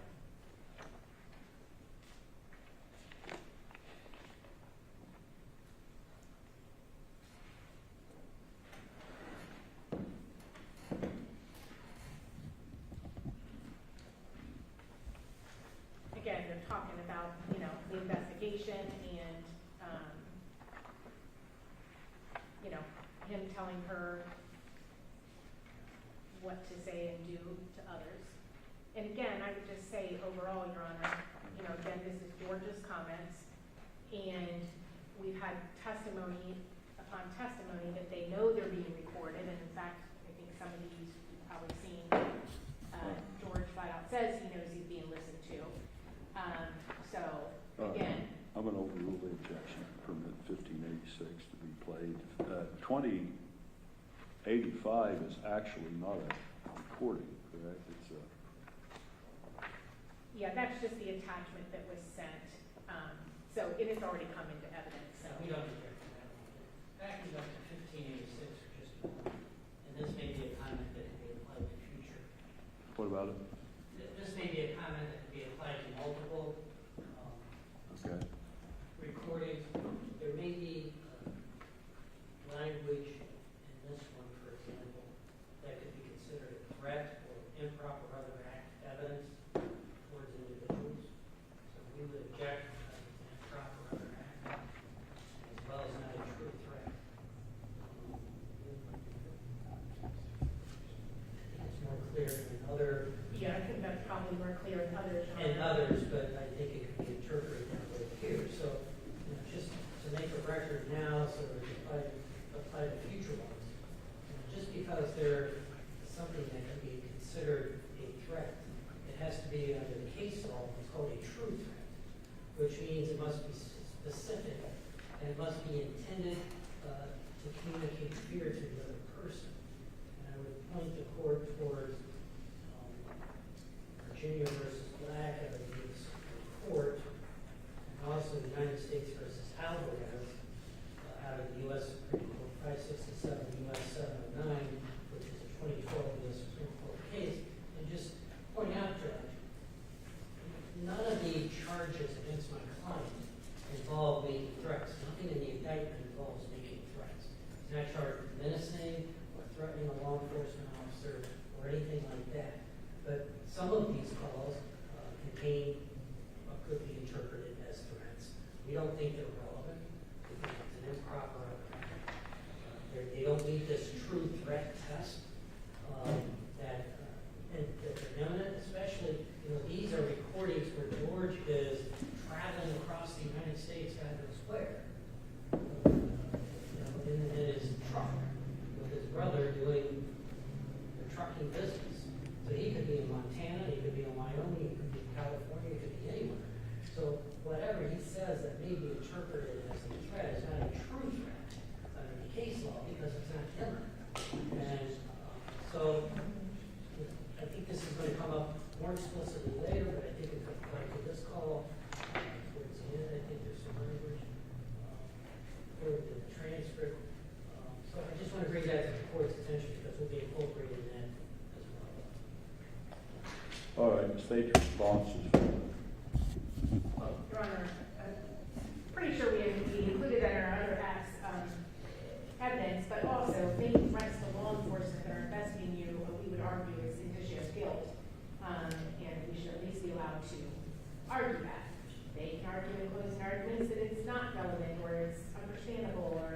explain to me what the relevance is. It's an addition of guilt if you're threatening law enforcement that's investigating you. But that's not all that was relevant in that. I mean, they're interpreting that. There may be other parts of the conversation that are relevant, but those portions where there's a threat should be excellent.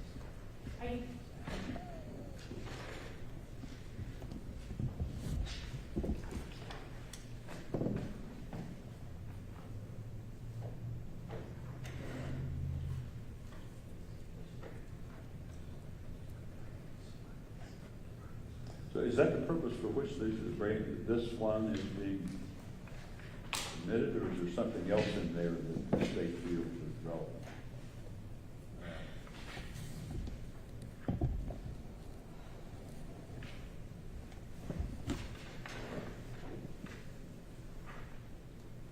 No, this again is that he is scolding her and saying, everything, you're gonna hate when I say this, everything that you and Dad have ever gotten in trouble for with them other frickers, the only reason we never got away with that crap was because every time somebody caved, everybody crumbled, I didn't cave in and I didn't crumble. So your argument is that indicates some indication that they need to hold the line on that. Yeah, it's not defense. All right, I'm going to overrule objection 1586 and permit that to be introduced. Now, this isn't a recording, so I'm not sure why this is here. It's just because it was texted, or it was sent from George to Angela, and they have some discussion about it. So it's really just a. Oh, this is in what? It's not attached to any one of those things. It's its own separate text. You know, it's kind of like later we have. Well, I guess we probably don't because we had. You said you did not object to this one. It's already in evidence through, I think that's testimony. Yeah, I think it is. So I don't understand the purpose of it now. But on June 3rd, 2018, it went from this defendant's phone to his mom.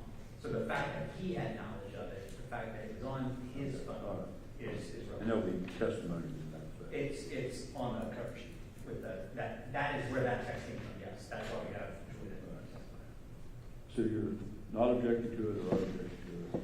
The document itself is already in evidence. I think it's repetitious. Okay. So I will overrule the objection to that.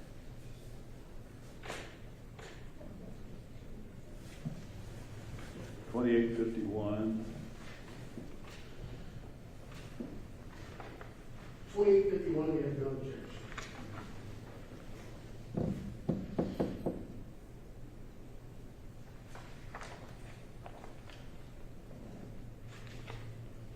$33.27. 3327, we object to relevance. This is a conversation between Jake and Angela, where there's some discussion of buying a multiple. That's probative of homicide. We don't think it is, and so therefore it should be in.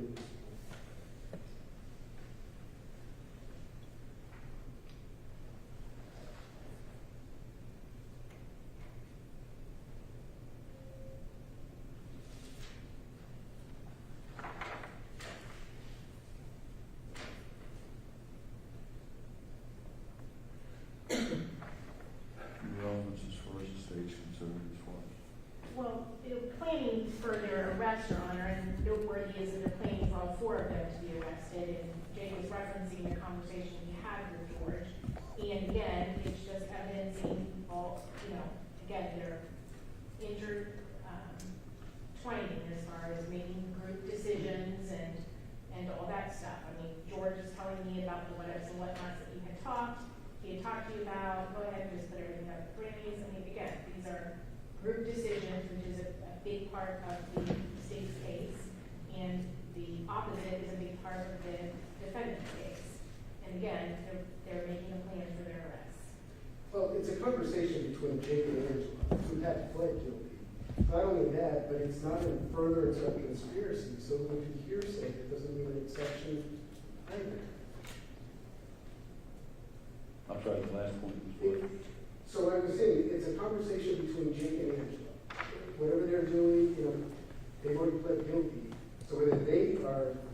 concert or working together, that's up for debate. And whether you can extract that from this conversation, it doesn't involve the defendant.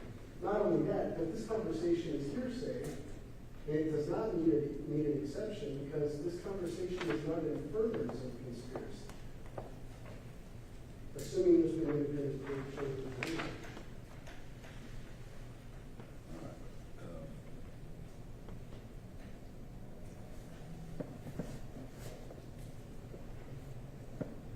I want to sustain the objection as to 3327. 229. 229, this one is, George, we've addressed this argument earlier, but George addressing, talking to Jake, talking about, you can go suck your buddy's big black dick. Let me ask this question. Is there other evidence in here that George Wagner here and Jacob Wagner were aware that they were being listened to? Is there other evidence in this case of that? Were aware that they were being listened to? Well, Jake testified to that. I'm sorry. Jake and Angela testified to that, or Jake, I mean, he said he is. Here's my point with this particular one. This is one that's always a little difficult to people to understand, but, 404, or 403, A, although relevant evidence is not admissible if the probative value is substantially outweighed by the danger of unfair prejudice. I'm curious about this particular one. If we have evidence in that they know they're being listened to, and if that's the reason this is being brought in, then its probative value would be lessened by the fact that we also have other evidence in the case that they knew they were being listened to, and frankly, the other things mentioned in here would have, I think, a substantial prejudicial effect.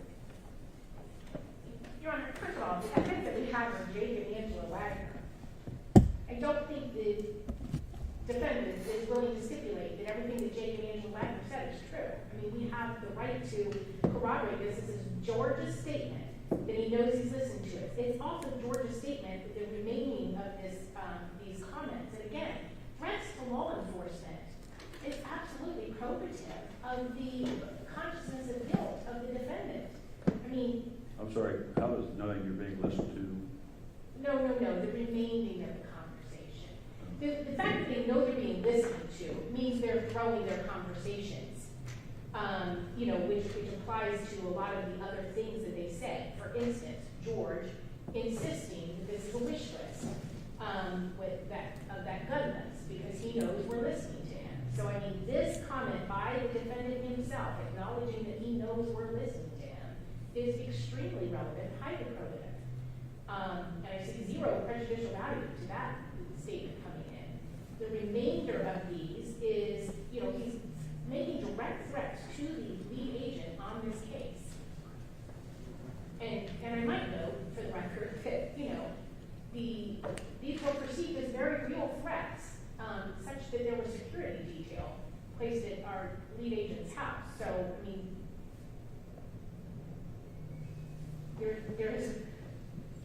again, making threats to law enforcement in general, but the law enforcement officials who are investigating the case, he says he knows Ryan is listening to him, and then he proceeds to make threats to him, calling him out by name. Judge, there has to be some evidence to the threat for it to be real.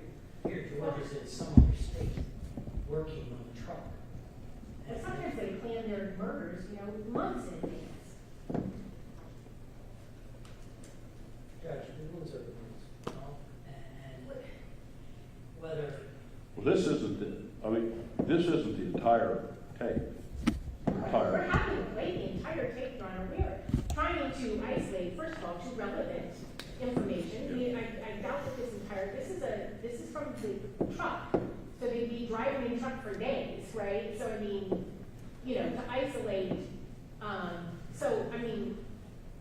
sure, it's not the entire thing. I don't know what comes before it. I don't know what as we sit here at this moment. I can certainly look, but in this excerpt, he says, Ryan, I know you're listening to this, and then he proceeds to issue threats, specifically saying, I don't care, Ryan, one of these days I'm going to bend you over and make you like it, and, you know, then proceeds. So, I mean, he's calling him out by name. Well, I'm sorry. The part of this tape that indicates, or the recording that indicates that George Wagner knows that he's being listened to, I think is relevant. I frankly feel like the rest of it is a rant and not a threat. It contains threatening language, but it obviously is a rant.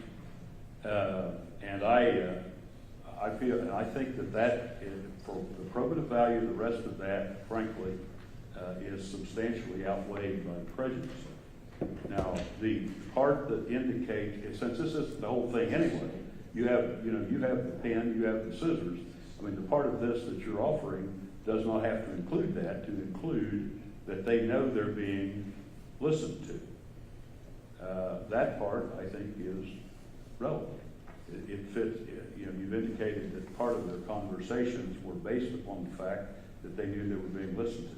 And I think that's relevant.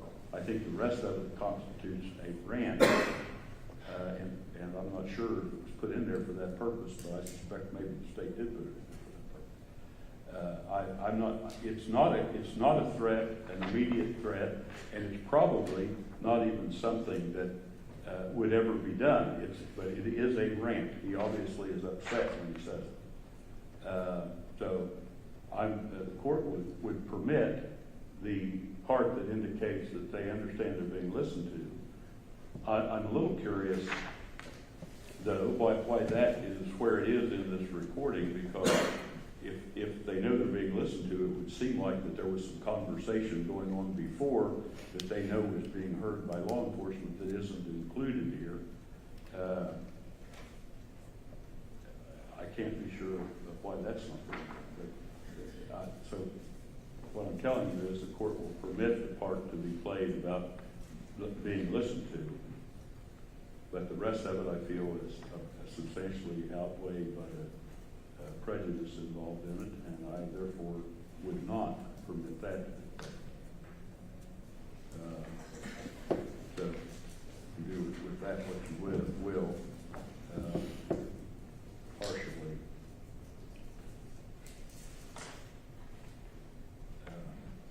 sustain. Now, 3851. 3851 is a conversation between George and Chris Rhoden. They're talking about Olympics, which is probably referring to something else, but George says, I can't do that, or I have to postpone that. So we question the relevance of that to homicides or any other crime for which has been indicted. Chris Rhoden is not an indicted co-conspirator either. So that's no problem. It's very vague as well.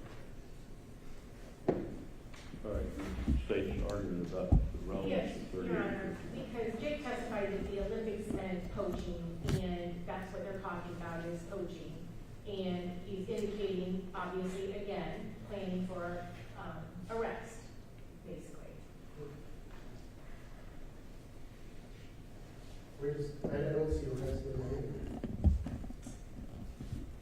I should know something on what their plans are by October easily, and then I'll let you know. So right now, we'll keep the plans the same in case unless they do something. If they don't do nothing, it stays the same.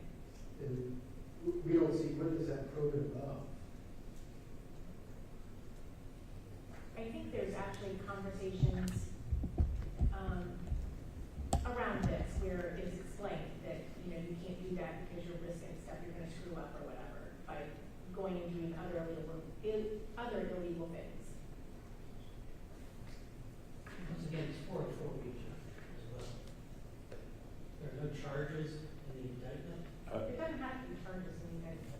but there are, and it's very vague, look like a forgery. Who's going to interpret this? I don't see, you said poaching? that what you said? Jake had testified that that's what that, they spoke in code and the Olympics meant coach. So that's based upon Jake's testimony that that's what that word means. There's a whole lot of testimony in this case, and that was one part of his. Is that what, that's what Olympics means? Yes.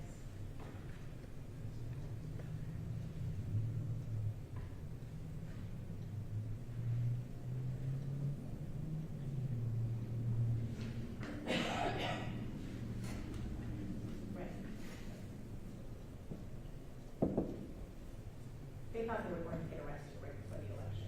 Say again? They thought they were going to get arrested right before the election. There was an election that year. I don't recall that testimony. Yeah,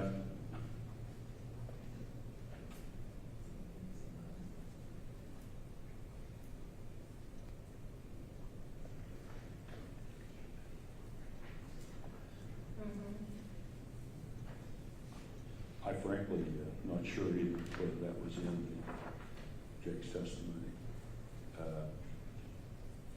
So I'll rule on that in a moment or two, but it seems to me that if it's necessary to interpret that, it might be necessary for us to see whether in fact that's what Jake Wagner testified to.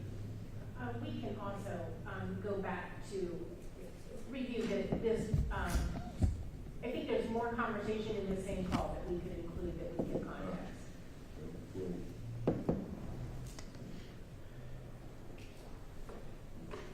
Page 51, we'll defer that for a moment.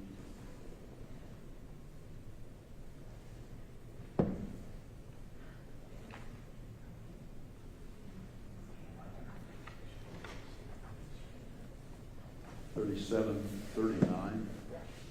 Yes, Judge, we object to this on, at the last page is a threat to Ryan, and our previous arguments covered that. And there's also, this is kind of a lengthy portion, if I remember correctly. The entire call is about 40 minutes. They've included 10. But the threat at the very end is one part of it. This is a conversation with Jake and Angela, George at the time, talking about that. And possible penalties that Jake and Angela might be facing. We don't think a lot of this is relevant at this point. We certainly don't think any threats that are contained herein are appropriate to them. You said there was a threat in there somewhere? And on the last page, about a third of the way down, it's Jake and Angela talking. It says George in truck, unintelligible in their life. But Ryan, I want to kill him. Yes, Ryan, I want to kill him. On the last page of the I don't know if it's. All right, the state's argument regarding this particular. Again, Your Honor, this is them, and again, they're acknowledging that they know that we're listening to them. They're trying to throw the investigation, right? So I think this is part of the conspiracy of trying to cover up, because they're saying, I don't know why they've got a personal vengeance against us, etc. And again, this is Jake, George, and Angela all participating in this conversation. Yeah, all right. I'm going to overrule the objections to 37, 39. Judge, with respect to the threat, it's kind of a conditional threat, it's not a direct threat. And once again, George is in his truck out of state. You're talking about the one statement there. Yes, I think that should be excised. That states how he feels about him. I don't know that it is a threat to do anything, but, Right. so, I'm going to overrule the objection. 5176. 5176 is also irrelevant. This is a conversation between George and his mother regarding Beth. And specifically, it's the relationship between Beth and Jake. It's just complaining to each other about her. And so we found that here on the next decades.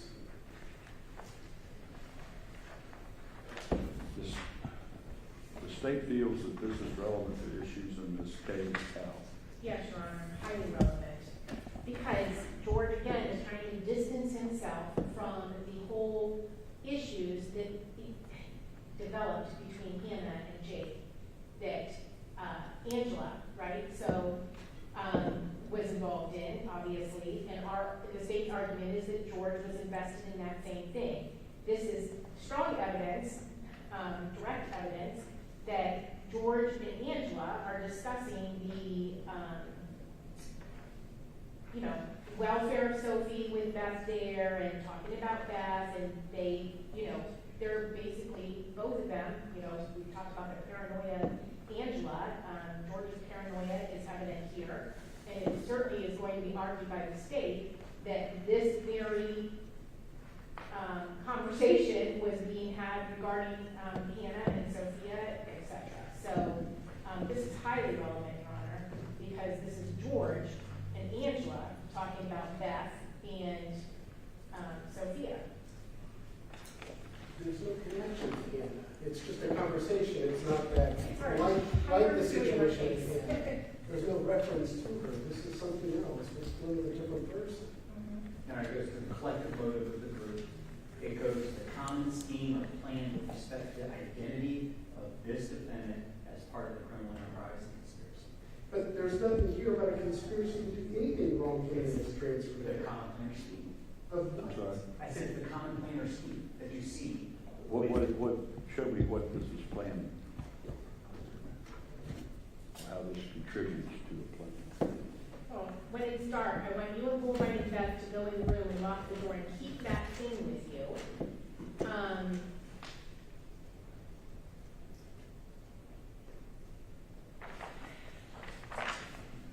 Yeah.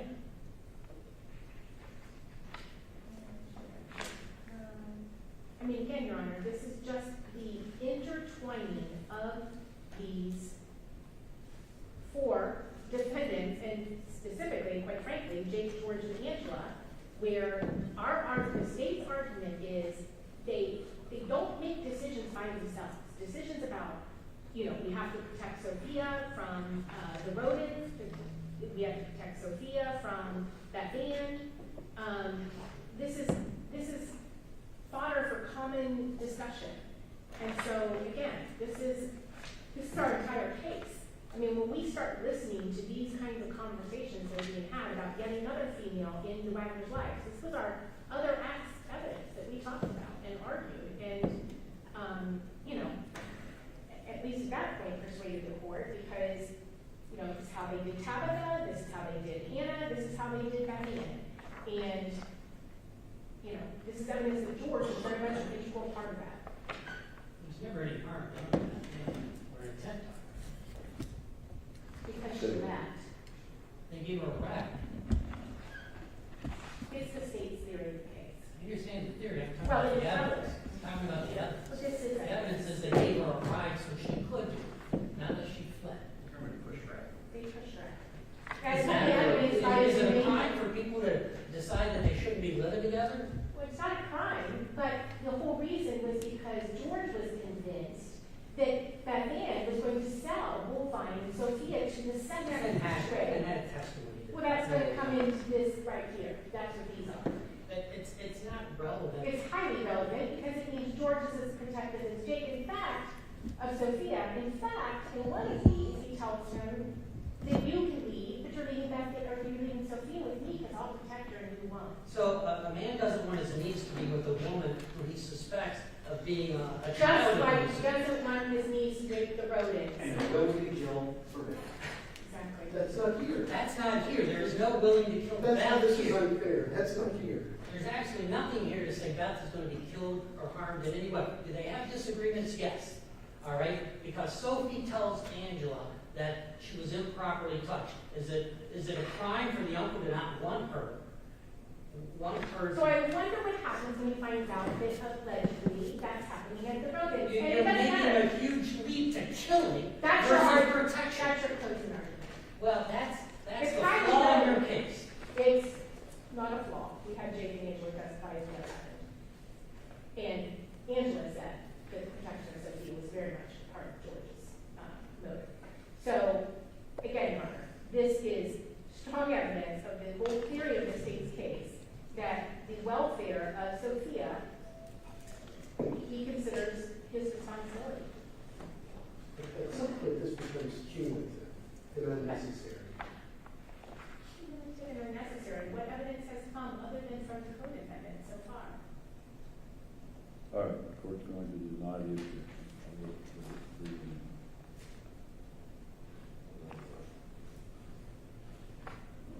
Strong as might be. 260. 260 we object to. This is similar to maybe, I think maybe 3 or 4 of the transcripts we've had already. This is George in the R&M truck speaking to Jake and thinking about that. It's another one of those we'd say is irrelevant.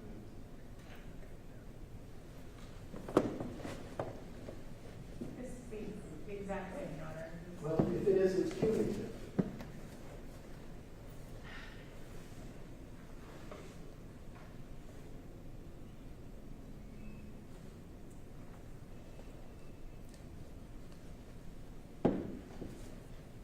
The only ones you basically have, mine, sons, mom, me, and dad. That's it. No matter what it is or who, that's the only ones you can basically count on. And that's probative of, Of the fact that he wasn't trying to get away from his family like he said in opening statements. Those statements are true. They are evidence, but we have to prove that they are incorrect, and that's what this does. And you wouldn't be objecting if it wasn't damaging to your case. no, we're just trying to save time. To not Well, go over a we bunch of can needless play it right transcripts. now. It's We're not not trying trying to to argue argue that, that. this is what I'm concluding. All right, I'm going to open the objection. We'll leave that in. 80, or 2207. 2207 is another conversation between George and Angela. It's not even clear what they're talking about. And so because it's unclear, we're asking that you move in this for what's irrelevant.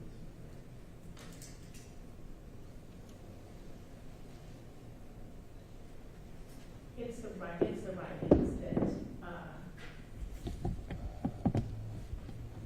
the ones earlier that they didn't object to. Say it again. The writings of Beth Ann's, Mama is Rita, and that's who, at some point they say that she found it in the trash, that Rita found those writings in the trash. Because only writings go in the trash can, I guess is the assumption. I mean, what are they talking about? I just told you. Because you were there? Because there's 100, if you want me to get the other, Cumulative evidence? It's just unclear. It's unclear. It's the other irrelevant. recordings that make it clear, I'll be happy to do that. We can I'm match sure you would have recordings. used them. All right, I'm going to sustain the objection to this one. You'd have to read a lot more into this conversation than it has in it to understand it at all. We're talking about it, if we're looking at the same one, Mama's gift, safeguard. Keep it with you, don't lose it. It's Beth Ann's writings. To sustain the objection to that.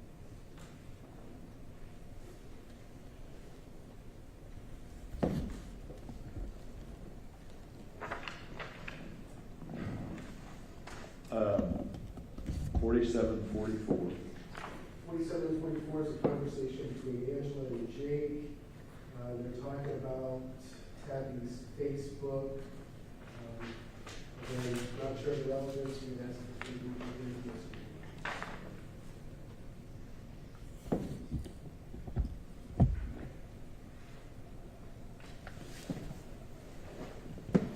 This is Angela telling Jake that she wants him to ask George for the password to Tabby's old Facebook page so she can monitor it again for him.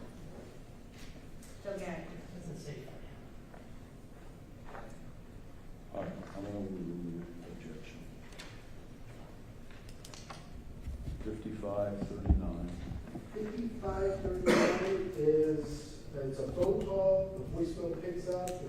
message left, you can hear a voice that says, Jake, you've got nothing to worry about.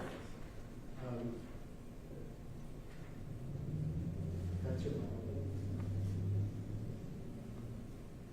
Yeah, I don't know if, I will listen to this, because I thought that the unintelligible was intelligible.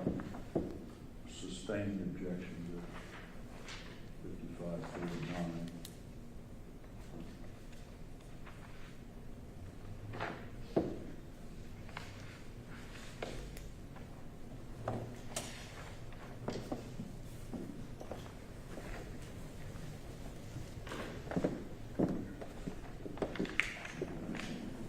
And 719.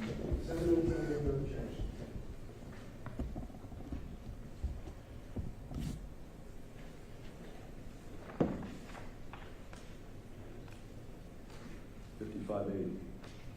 No objection.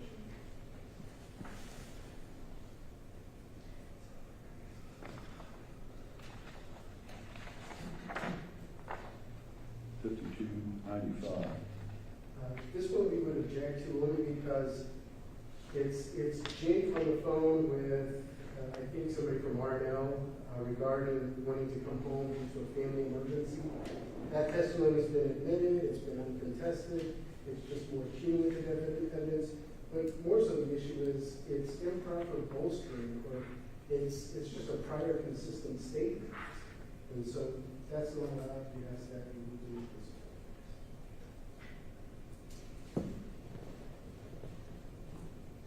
Your Honor, it's not being offered for the truth of the matter asserted. It's being offered to show their reaction to Ryan texting the photograph of Jake holding that 1911. And again, Jake's testified about it. Testimony. Again, if you want to stipulate that Jake said it's true, then we wouldn't have to put it in. Went over the objection. 2620. 2620 is another objection. It's just more evidence of a prior consistent statement that came out.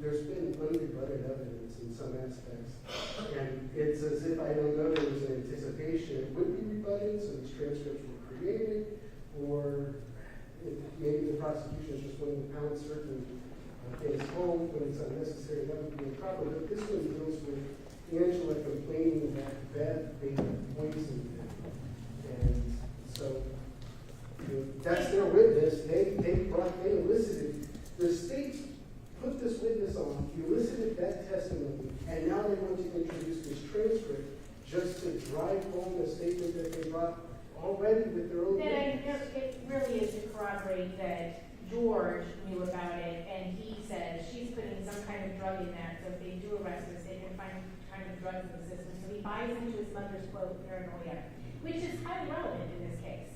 And, he talks about the papers, again, and says that he wants Mama to have a set and Randy to have a set. I don't care what he says, I want John to have a set. So again, it's all this, cooperation, them working together. That's a far cry from murder. And John Well, referencing one wouldn't the think attorney. that murder would happen over what it did, so this is highly relevant to that. Again, we talked about, again, during our other act stuff, that the way they treat these girls is all the same, right? They accuse them of being abusive, they accuse them of poisoning them, they accuse them of all sorts of things. They isolate them, they try to take the children from them. So again, this is highly relevant, Your Honor. It's the defendant's statements. He's buying what his mother is selling, hook, line, and sinker, just like they did when they decided to murder the Rhodens. But this adds nothing new to the testimony that's already been Well, it released. does because George clearly knows about it and clearly believes it. And tells him that he wants the papers to be kept. Went over the objection to 2620.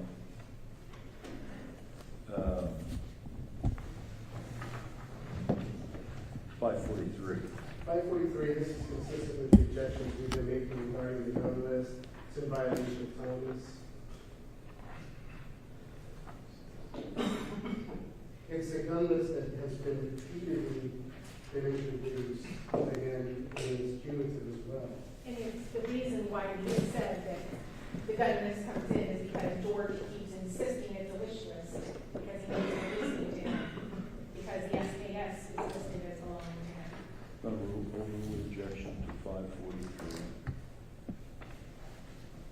6197. 6197, we reject prior consistent statement that's been unchallenged by the defendants. Regarding the photograph that Angela looked at. And this evidence is that George knows that that occurred, and he's also falsely saying that this is not Jake's hand, and he knows darn well it is. So this is part of the conspiracy, part of the cover-up, because they know that we're listening to them, so he's trying to convince us that the gun, or the hand pointing to 1911 is not Jake's. Overrule objection to 6197. 502. 502, we have no objection, only that the entire report be played. Put this transcript in the context.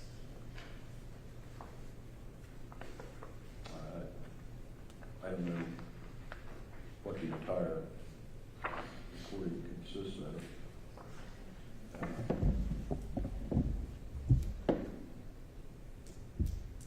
The recording just got to these statements in the. Is this something we need to listen to? Yes, I'll have to listen to that, Your Honor, but I don't know that I necessarily disagree with that. In fact, I think I went more into, but didn't want to, it's already really, really long. But, because this is in the, it's in the vehicle. So let's exclude that for now. 1505.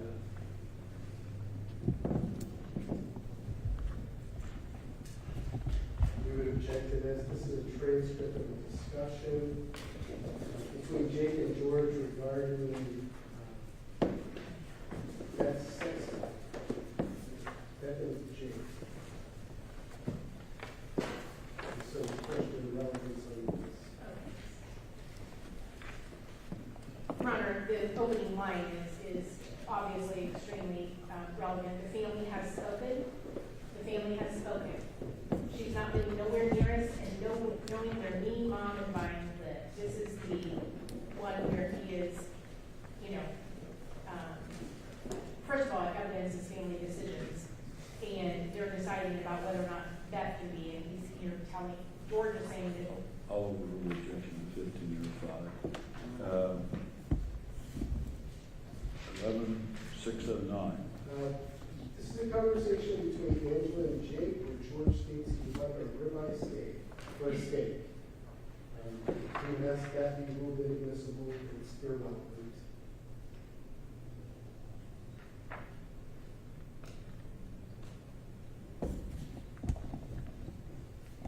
This is where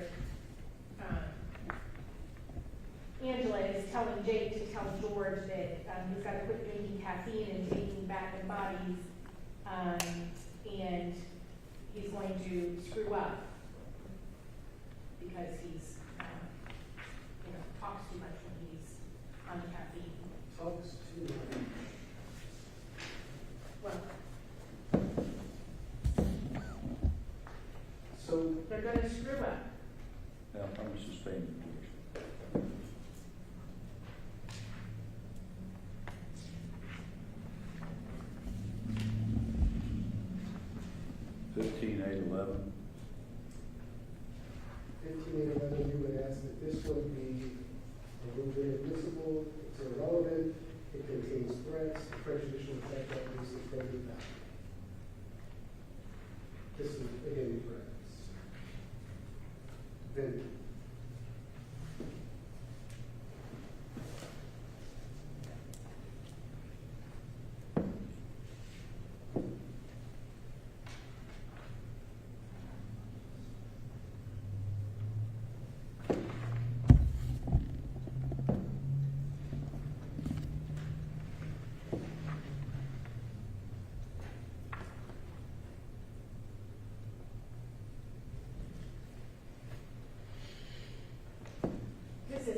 regards to us serving them with subpoenas for them to come and,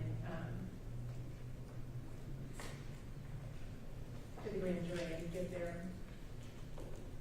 shoe and palm print, Your Honor. Say again. This is when we serve them with the papers to come to provide their foot measurements and palm prints. It's not reflected in this transcript. Well, it says, again, It has more to do with perceived impropriety than trespassing. well, again, you can argue that. But that's what makes it irrelevant, so it doesn't address Your what you just said. interpretation does not make it irrelevant. But it's so vague that it is a interpretation. I suspect we can tie it through Julia to when the papers were served. With the date of the call. Even if portions of it are relevant to what the prosecutor says, there are clear statements in here that are lacking in evidentiary value.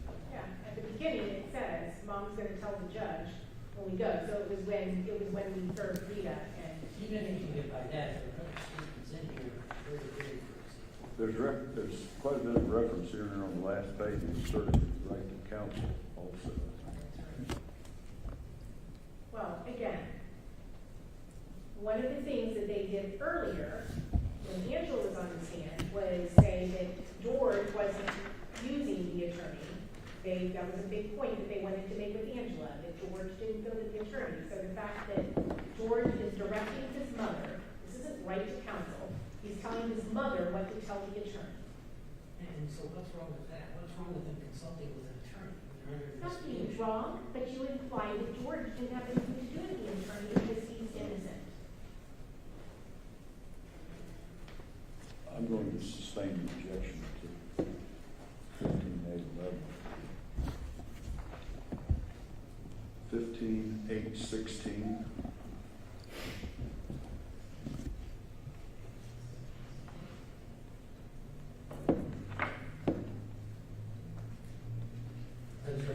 What's that number? 158-16.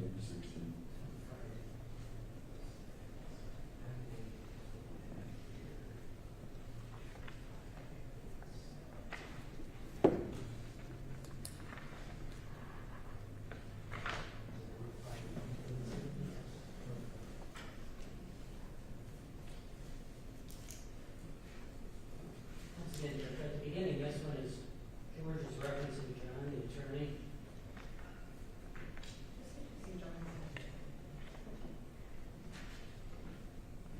It's a restraining order.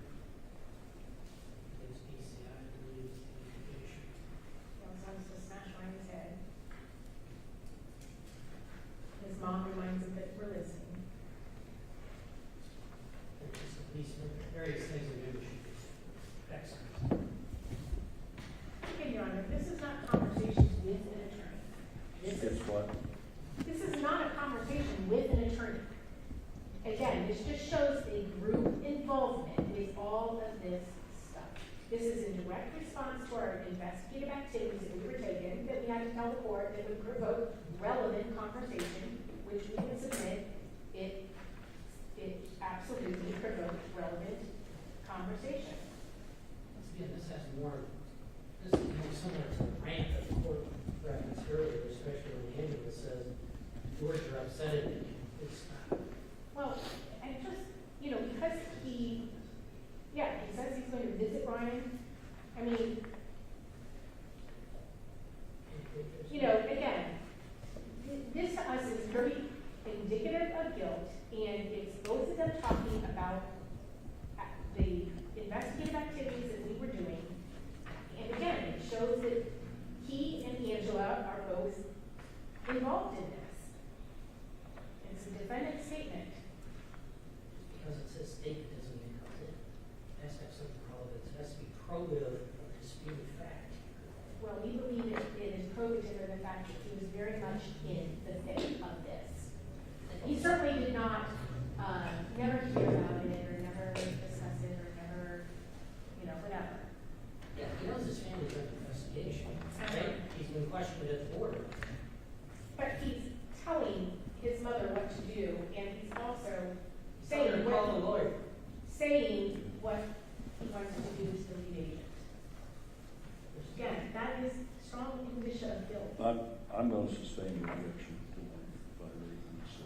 Could have a reference there and talking to his lawyer and so forth. I don't see the relevance of that. So I guess, Your Honor, at some point then, I would like to request a stipulation from the defense that George considered John Clark his attorney too, because they made an inference when they questioned Angela that it was only hers and Billy's, I think, and that George never went and talked to him or never had any interaction with the attorney, implying that that meant that he was not worried about any criminal culpability. But now they're saying very much that's his attorney too. So I would like a stipulation that says that. Otherwise, we should be free to demonstrate that to the jury, you know, through this evidence, which is the only evidence that we have available to demonstrate that. 7671. Judge, this is a conversation between Angela, Norman Beasler, and Rita regarding acquiring an attorney for, I think, an encounter with ECI. This might have been when we provided a writing sample, but it's just, the conversation is about an attorney, getting an attorney. And so you ask this to be moved in this. It's not helpful.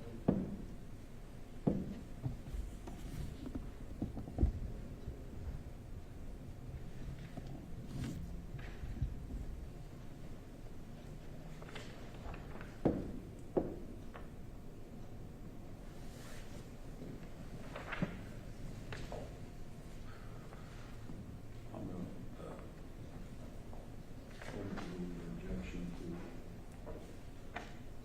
7671.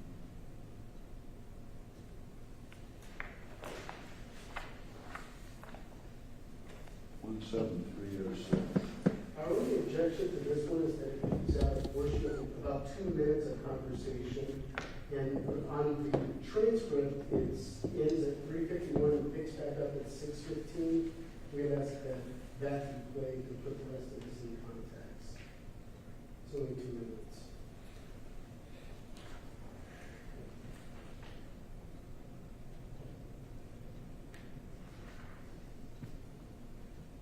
It does seem to be a good bit left out. I'm not sure why. Council knows. Yeah, Your Honor, we can listen to it and make a decision on that. Again, this was a combined effort between the analyst and ourselves. We try to keep it to relevant conversation, so if there's 2 minutes of irrelevant conversation, we tend not to include that. But I don't know what's missing there, so I will certainly need to go back and listen to it. So we will defer that.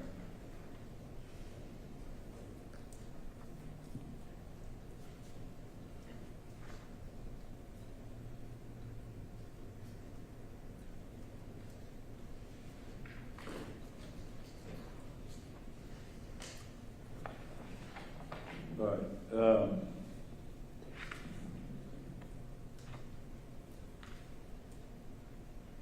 Is this 252? Yes, 252.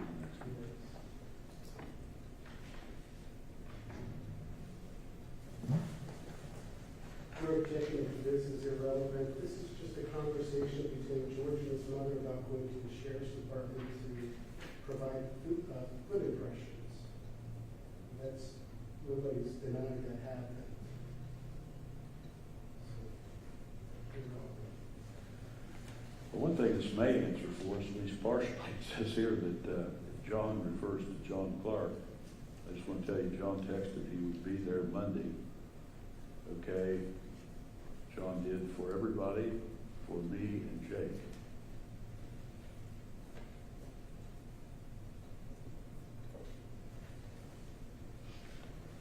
We'll be there for Dad. Why? Because, but it looks like he would have been, but there's a time element there. Is the next Plus, at the end, there's some inflammatory language that's not relevant to it.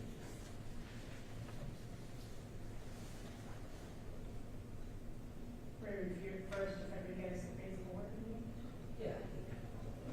It's not prohibited with anything. What's the relevance of this?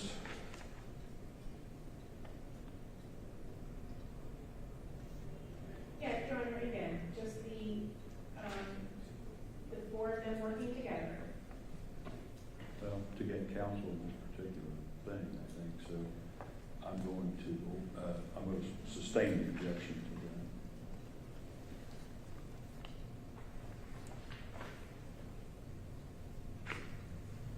214.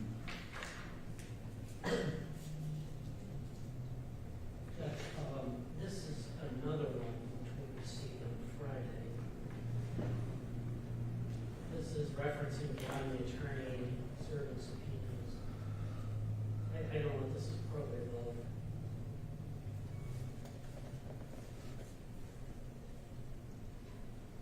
It's a conversation between Jake and Hazel primarily, or exclusively between Jake and Hazel.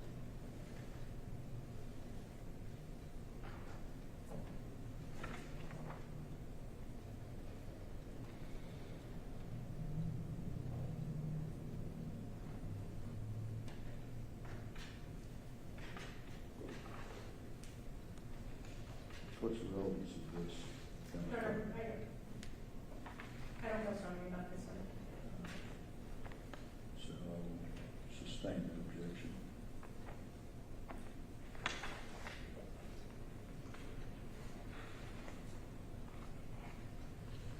$198.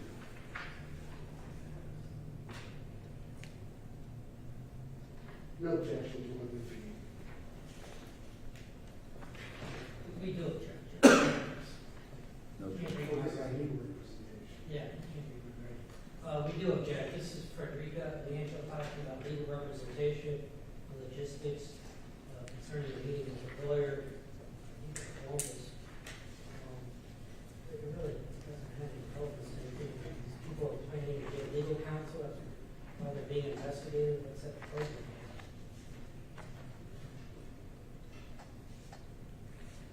They talk about the cost of the attorney. So unless there's good reason, I'll sustain that objection too. Robert, this one is, she says that, Frederica is saying that she was gonna get an attorney for Jacob, and here Jacob did it all off the hook. Angela's response is, I don't know, he keeps saying that it's not that way, this is a foursome thing. So, again, just intimating that they're all four involved, and they're anticipating arrests. Intimating all four under Well- investigation. I'm going to sustain the objection. Sounds like they're tactically deciding how to be represented, and I don't know that that's relevant to anything. So sustain 198. 344. 344 is, well, as the context states on the first page, Jordan and Angel met to discuss legal representation, it's just another conversation regarding an attorney and who will get which attorney. And so you question that. Yeah, Your Honor, this one we feel is very relevant. Again, this conversation between George and Angela. Again, just talking about getting an attorney does not suddenly make it off limits. They're not even saying the name of the attorney. They're not saying, the attorney-client privileges is when you're talking to your attorney and you're saying, confidential information. This is talking about who should get the best attorney. And here, George is saying that the only one who can manage to take care of the kids by themselves, they need the most is you. The rest of us can screw ourselves. And he wants his mother to get the best attorney because he wants her to be able to take care of the children. And again, I think this one is highly relevant and goes to the state's argument that they were all four involved, and George is wanting to make sure that his mother gets the best representation, as opposed to himself. That's certainly a crime to want your mother to get the It's best not a crime. representation. I didn't say it's a crime. I said it's relevant. It's not relevant to anything in this bedroom. What this is, there is some relevance with this with respect to how it mirrors the custody documents. Again, the custody documents that they executed before a homicide basically indicated that's those same types of wishes. Hey, look, if Jake and George become unavailable, this is what we wish to happen, whether it's from killing, whether it's from getting arrested. So there is relevance there with respect to the wishes both before the murders and after the murders. Part of the ongoing conspiracy in this case. But there's been no argument that those custody documents were forged and false. That's not an issue in dispute, so this doesn't help. It does help, especially because, again, you guys are saying he's trying to distance himself from his family. In July of 18, he still is very much a cohesive unit with his family and still very much wants those wishes that he executed in April of 2016 to be carried out. Judge, I mean, this is after the Montana interviews. Everybody knows everybody's under investigation. They were stopped at the border and interrogated for hours. They've been consulting attorneys. They know they might be arrested, or one or more of them might be arrested. How is it relevant that my client says, I want my mom to get the best attorney, number one. Number two, so she can take care of the kids in case the rest of us get arrested, or I get arrested. Exactly. How is that relevant to the murders here? All right? It's not probative of anything. It's the same plan. It's the same plan before they went to the hill. If something bad happens, mom, you're going to take care of the kids. And it also, Well, his wife certainly, the court's ruled that his wife can't have the kids. So, I mean, somebody's got to take care of the kids. it also shows, again, their cohesiveness and their group effort in order to I'm going to overrule the objection to 344. 793. 793 is a conversation between Angela and Jake. You don't object to that.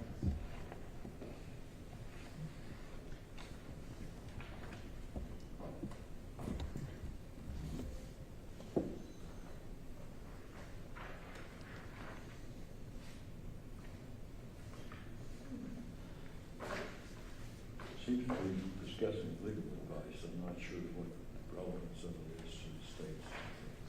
I think he said he doesn't object, Your Honor. He what? He doesn't object. We just said there was a conversation between Jake and Angela, so we don't object to their conversation. Pled guilty, correct?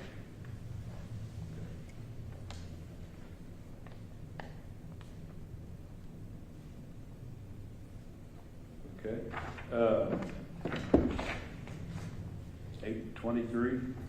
823 is a conversation between the defendant and his mother where they talk about moving out west, moving to a different location. I suspect the state is going to argue some type of cohesiveness, which is just cumulative of the other 15 or so conversations that we had. We'd ask that would not be it's cumulative. State argues what? Yes, in July of 2018, he is still very much not, they said that he ran away when he was 16 and ever since then been trying to get away from his family. This is evidence that that is not true. And again, it makes it more likely than not that he was part of the group of 4 that were involved in these homicides. All right. I will overrule the objection. That one. 1366. 1366 is a text. And are you okay with the fact that I'm very close with my family notes for most people that families don't really have in life? There's no appropriate value to that. It has to be ruled inadmissible and irrelevant. I'm not even sure what it is. It's a text to, it's from George, a text to his then, I won't say girlfriend, but the girl he was talking to.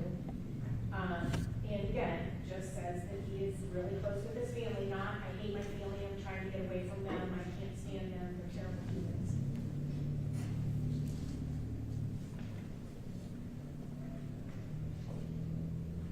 All right, I'm going to overrule the objection to 1366. 1853. 1853 is irrelevant. It's George and Angela discussing advice from an attorney. And so the relevance there to discussing what an attorney is going to. I don't think they're talking about what an attorney. That's what the context you've got there on the front page. I don't have a context.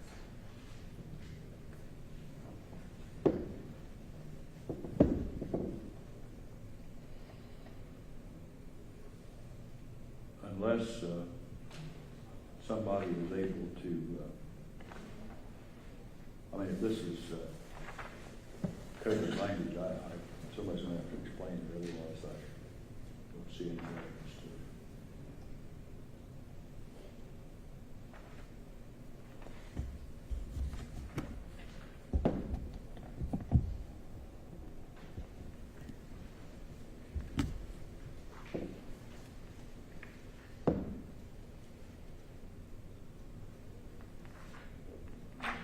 Just again, him going off and mom having to remind him to watch what he says and. So you're not, I mean, there's no, I see a lot of reference in here to a book, using a book that's tried and true, and I'm not sure what it is we're talking about, unless somebody can do better with that. So I will, at this point, sustain the objection to Agent Gilley.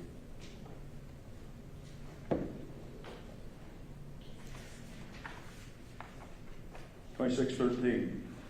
2613 is, it's a recording from one of the devices placed in the Wagner truck.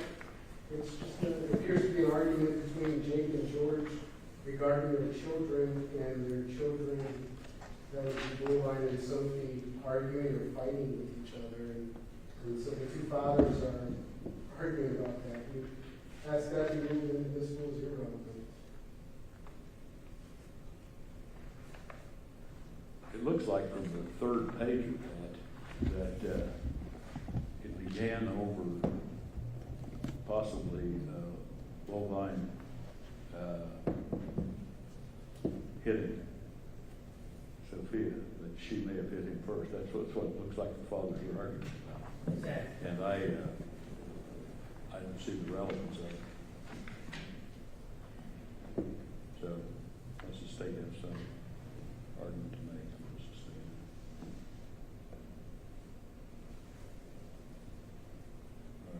Sustained then is 2613. 2673. 2673, we are objecting to that. For one, it's confusion of the issues. The state put on their own witness, their key witness, that all evidence of clothing was burned. And so this statement talks, it's Jake essentially saying that he bought a winter soldier mask for George.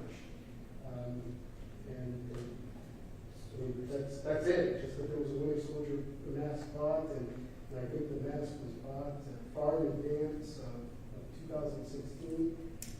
And so why is that being brought up? For one, it's not relevant, but why is it being brought up when the own witness says that everything was destroyed? So it's confusing. I mean, is there a winter soldier mask involved in this? Is there not? And so confusion of the issues, irrelevant, asking for the witness. Yeah, it's relevant because it was purchased on April 9th of 2016, less than 2 weeks before the homicides, and it's purchased, it's a Cape Cod account associated with the Wagner family, etc., and in this particular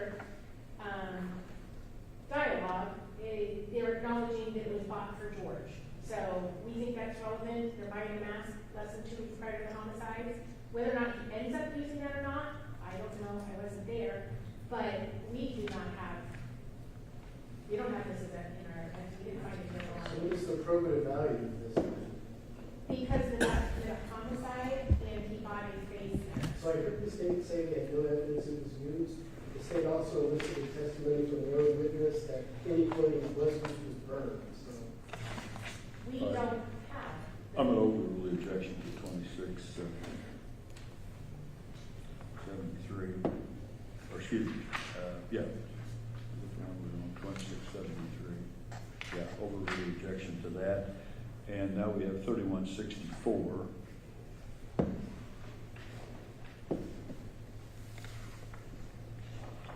only objection we have is that the first portion of that conversation has been deleted. To put the remaining amount that the state wants in the context, we'd ask that the first portion, it appears to be the first 13 minutes, be played.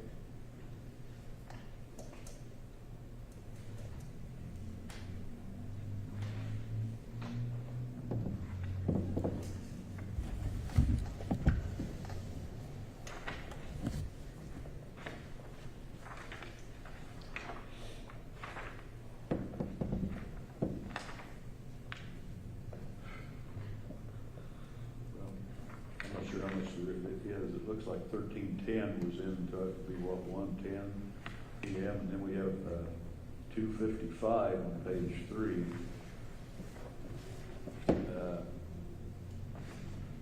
Chris Rhoden got there too. She said something before 13. Yeah, according to the transcript I have, it indicates the conversation picks up at 13 minutes, 10 seconds.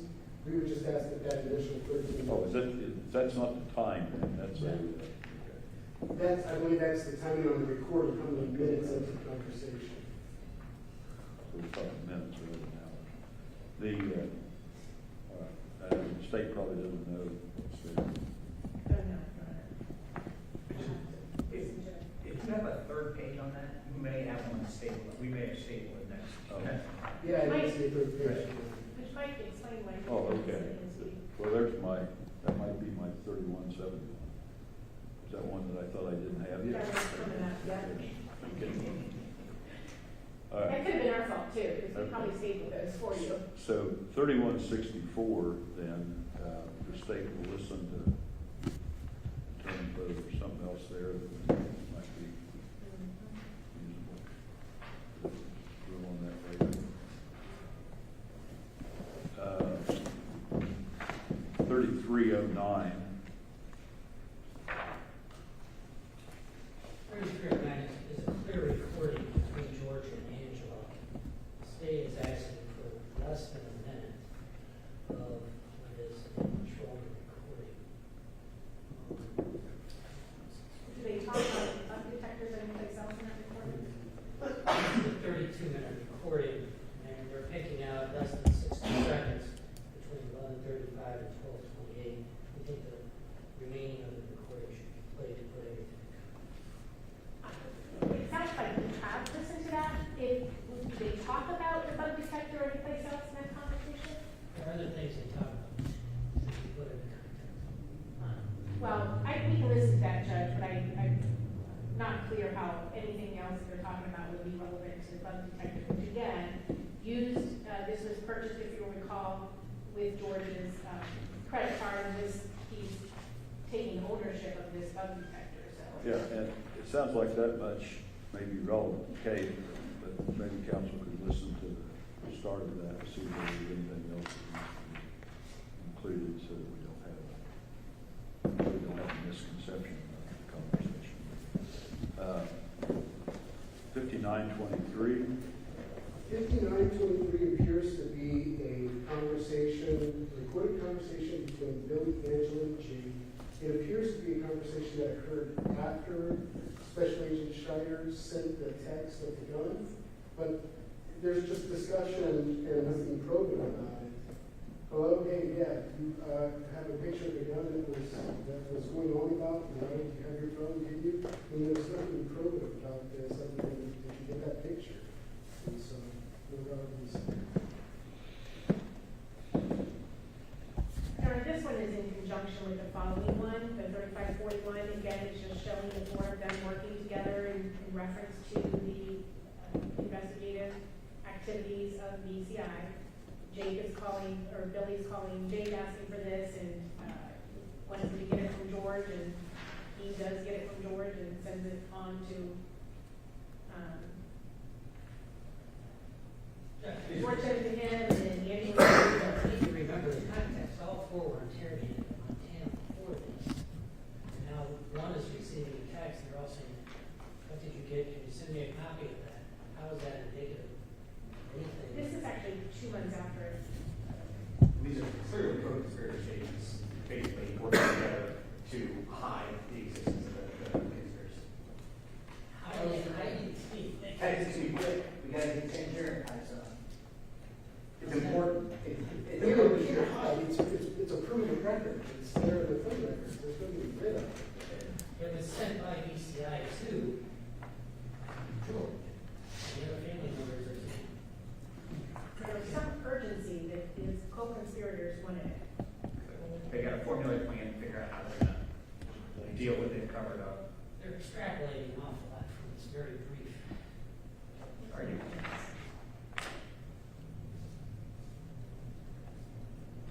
Well, do we know, you said that it went with 3541? Or did you do- Yes, the very next one, so it's this, Next one, 59. what did you say? It's the next one, 5923. So 5923 Oh, sorry. in conjunction with 3541. So it's the same, How do we know it's referring to the same thing? well, The same you got a time. picture of the gun on your phone, and you have them anywhere. No, they texted one to George. And then, the next call is, same day. I wanted to make sure you got that. George sent it to me, and I sent it right over to you. Okay, blah, blah, blah. So, I mean, they're in conjunction with one another.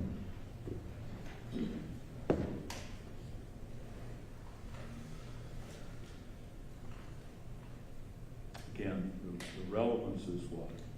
That The picture is of the gun used, one of the guns used in the homicides. And Billy has some urgent need for it, and he's getting it from, he calls Jake and, asks to get it, and that results in George sending it to his mother, who sends it on. So again, just the four of them in conjunction in regards to this critical piece of All right, evidence. 3541, defense would argue, It's the same argument that both, because actually they follow each other, there's only a separation of maybe 40 minutes, but it's involving this text message that was sent, but it's just sending that picture of that gun. 3541 appears to be a conversation between Billy and Angela. Billy says, I'm in this parking lot. Angela, oh, you haven't been in to talk to him yet? Billy says, I know Angela. Oh, okay. We believe that's the parking lot of his attorney, so he's looking for the gun to take in and show his attorney. I'm going to overrule the objections to each of those at 5923 and 3541. And then we have 3171. This appears to be a recorded conversation taken from the above painted in the Arnold truck. It's just George and Jake talking about who's watching their kids, or who's the kids and who's watching the kids. Well, that's that could be really good.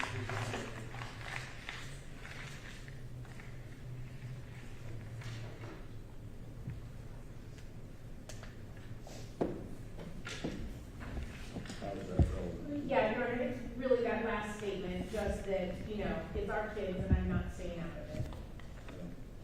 I will sustain the objection to that.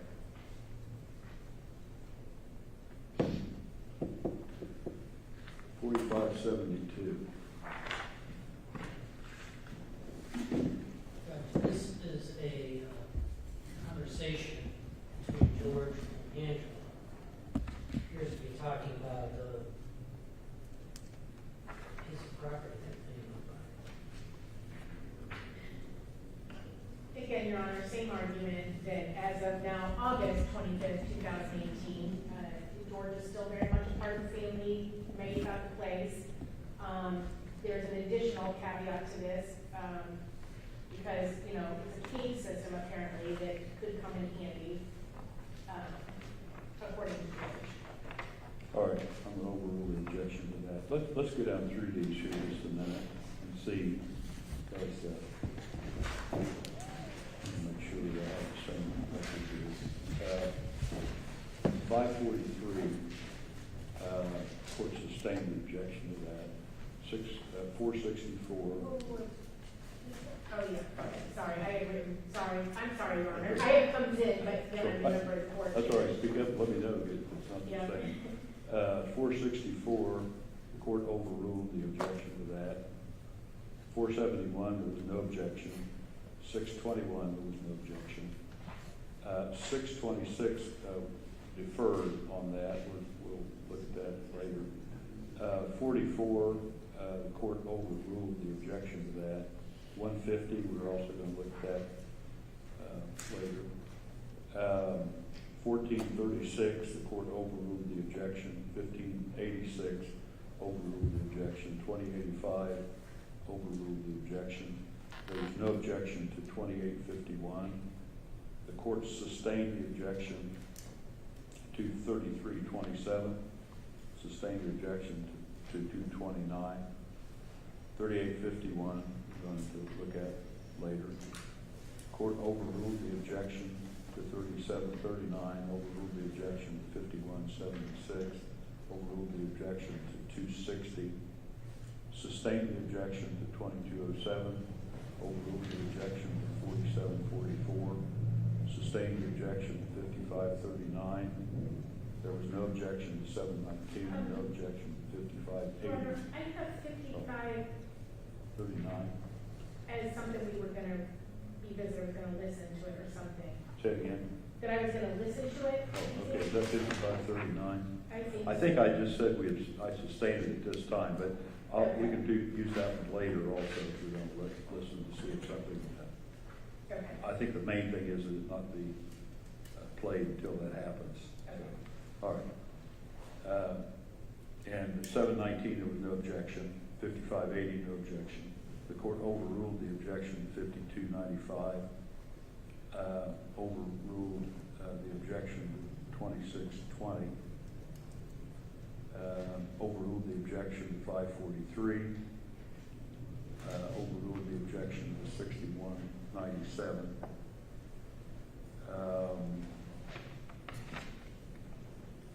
And then I think we're going to look later to see about whether there was more of the tape or more of the recorded 502 that should be played. Defense was requesting that happen, I think. Court overruled the objection to 1505. Sustained the objection to 11609. Sustained the objection to 15811. Sustained the objection to 15816. Overruled the objection to 7671. Again, 17306 we're going to rule on later. I think there might be more of the recording that needs to be listened to. The court sustained the objection to 252. Sustained the objection to 214. Sustained the objection to 198. Overruled the objection to 344. There was no objection to 793. The court overruled the objection to 823, overruled the objection to 1366, sustained the objection to 1853, sustained the objection to 2613, overruled the objection to 2673. 3164 and 3309, you're going to look at to see if there was more of the recording need to be played in order to put that in context so as not to mislead or misconstrue it. The court overruled the objection to 5923, overruled the objection to 3541, sustained the objection to 3171, and overruled the objection to 4572.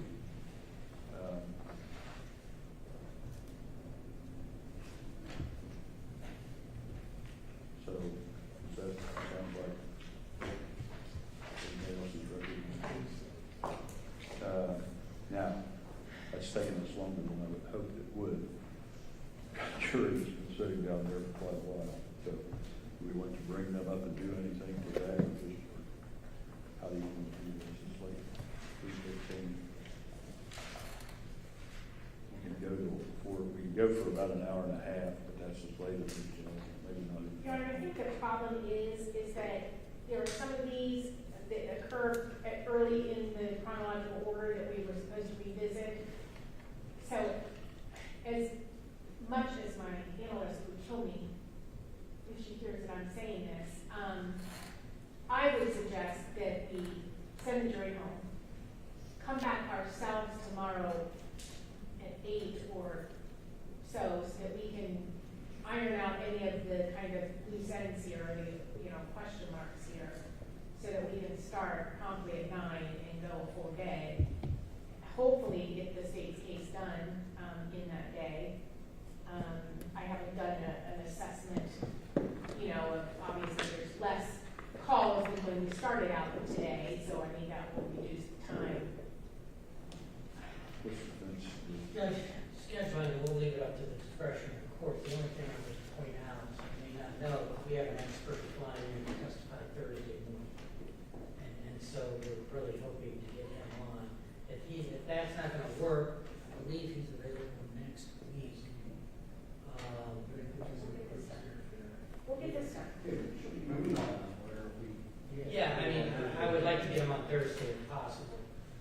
And I know that, for example, if the state does arrest tomorrow, which is Wednesday, we still have to deal with exhibits, Rule 29, and these things will probably take a little bit of time, so I just throw that out there so we can try to figure out our Thursday. Yeah, Your Because we Honor. have our expert, and we had 2 other witnesses lined up who will be short, probably. But nonetheless, I just throw that out there because Friday's a holiday. Yeah, Your Honor, I think, hopefully anyhow, with the flexibility that I think both sides have shown in this case, you for 8 weeks and us just recently, but, we're certainly not going to object to them calling them out of order, but I would hope we would be able to get Ms. Eversley done tomorrow, especially because I think it'll be a much more smooth presentation because we've already taken care of any objections. It should just be a matter of playing through these things. They already alerted us that they had this individual flying in for testimony on Thursday. We're happy to let them go, but our goal will be to finish our witness in our case. Now, as far as exhibits, I mean, obviously, we will rest subject to the admission of our exhibits. And so I think we can deal with that, I mean, quite frankly, maybe even Friday, when the jury is not going to be here, or whenever. I mean, I don't think it has to be on Thursday. I think they can proceed with their witness on Thursday if we take care of that. Well, the problem with Friday is that that's a day on the county calendar for a holiday on the county calendar for the employees. Yeah, I do hope, we talked about this before, I do hope to, and I know that the defense had talked about it too, to be able to just identify those exhibits that they're going to object to. I'm sure there's a lot that they're not going to object at all to, and then, probably we can whittle that down. Obviously, they have to do their Rule 29 motion, we can do that after hours tomorrow, or, early morning, 8 a.m. on Thursday before the jury's here, obviously, because that's the outside of the jury. So I don't think this should upset that apple cart. Just to move things along, it seems like it might be easier if the state would tell us which exhibits they intend to admit, so we can concentrate on those, rather than maybe hundreds or 1,000 that we've received. Some of them may be non-issues, just to kind of move it a little bit quicker. If as far as a defense witness, the witness that you mentioned testifying out of order on Thursday, is that something that can be done as far as the defense is concerned? Absolutely. All right, so we'll have the jury draw it, let them go. Now, the only question I would have is 9 good? I really don't want the jury to sit down there waiting on us tomorrow to get to the point where we can call them up. So is 9 early enough, or should they come in later than 9? Or is 9 late enough, or should they come in later than 9? I don't know. I sounds think like- if we start at 8, if that is an acceptable, to everybody. 9:30 at the, gives us an hour and a half if we, actually start at 8. Are we going to get any more recordings tomorrow, Joe? What is it? Are we going to get any more recordings? I don't know. If there are no more recordings, then we've been through them once. It does sound like there's about 1, 2, 3, 4, 5, 6, 7 though that you were going to listen to try to determine, or 8 maybe, 1, 2, 3, 4, 5, 6, 7, 8 that you were going to listen to in order to determine whether there has to be more played in order to put everything in context. I think we'll be able to do that, to be able to put a fine point on it and have some fairly focused conversations about that. Some we may decide, we don't care about it or whatever, so. Okay, so let's have the jury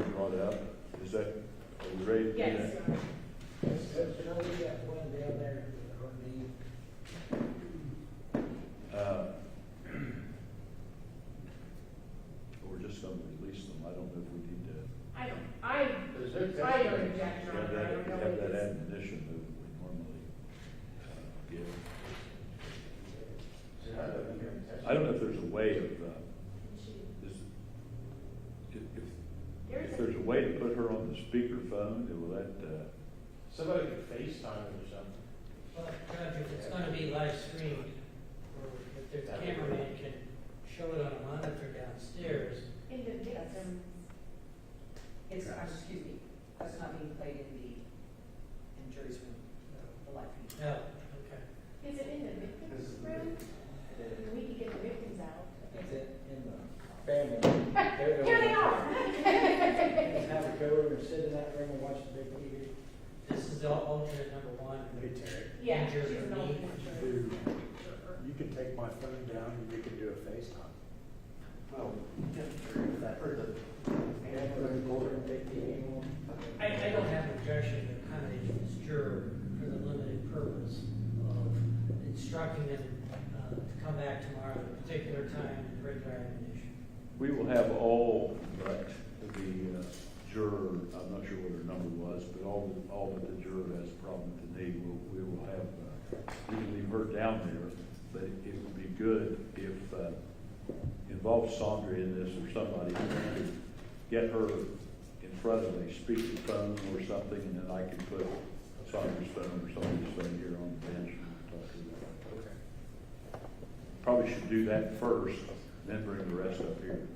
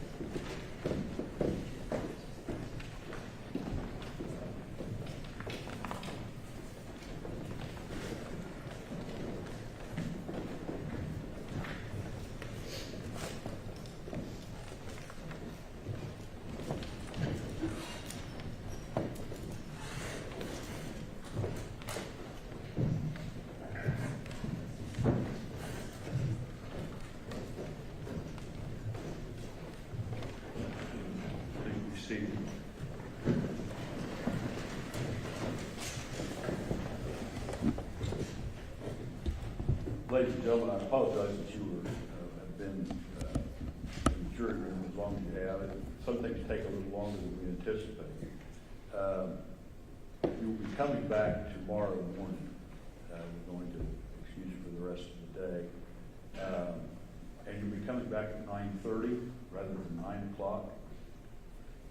Tomorrow morning, you'll be listening to some recordings.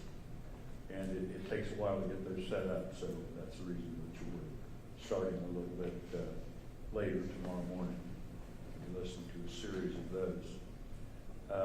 But I guess the good news is you're going home about an hour early. But while you are at home between now and 9:30 tomorrow morning, you of course are not to discuss this case among yourselves or with anyone else. You're not to permit this case to be discussed with you or in your presence. You're not to form or express an opinion concerning the case. Not to do any research at all concerning the case, either as to the facts or as to the law from any source at all. Not to review, listen to, view, or read any reports or accounts of the case from any source at all, and have no contact with participants in the case, including parties, counsel, or witnesses. Does counsel for either side have anything further you wish to place on the record before I excuse the jury? And I will note for the record here that juror number B38, who's having some problems ambulating right now, is listening to us over the speakerphone. You are there, are you not? Yes. All right. And so the instruction is your instruction too, as far as this instruction about going home this evening. Does counsel for either party have anything you wish to place on the record before we Thank you. the jury? No, no, thank you. All right, then we are in recess until tomorrow morning at 9:30. Jurors are to report to the jury room. At that time, you will be brought up by court personnel. Please leave your notepads on your seats and wear your badges on in the back. Thank you.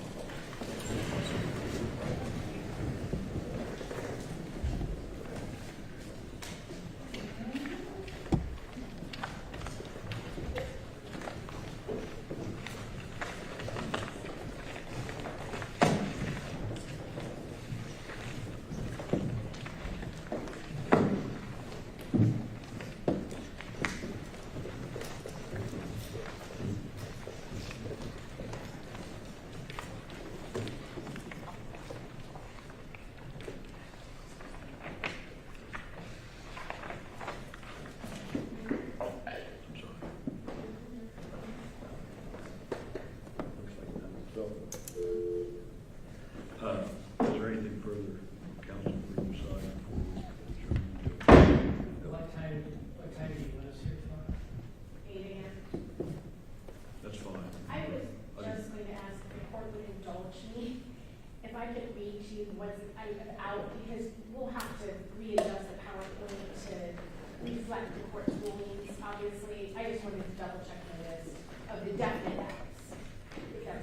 Can I just double check my list of the ones that the court has said are definitely out? Yes. So we can delete those? Yes. I apologize.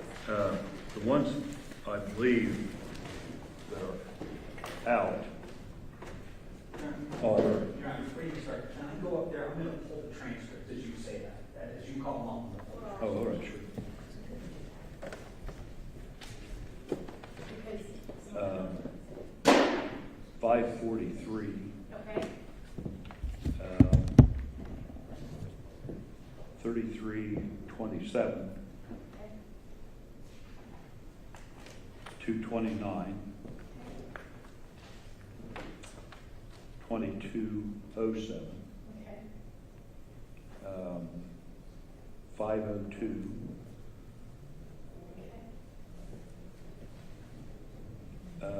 11609, 15811, 15816.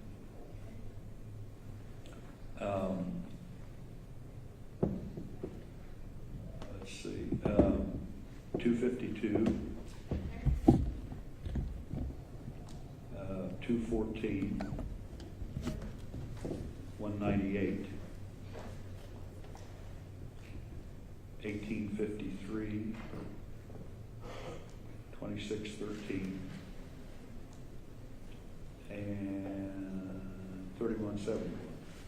Okay. Now, I also then indicated that I think you were going to listen to 626, 150, 3851, 5539.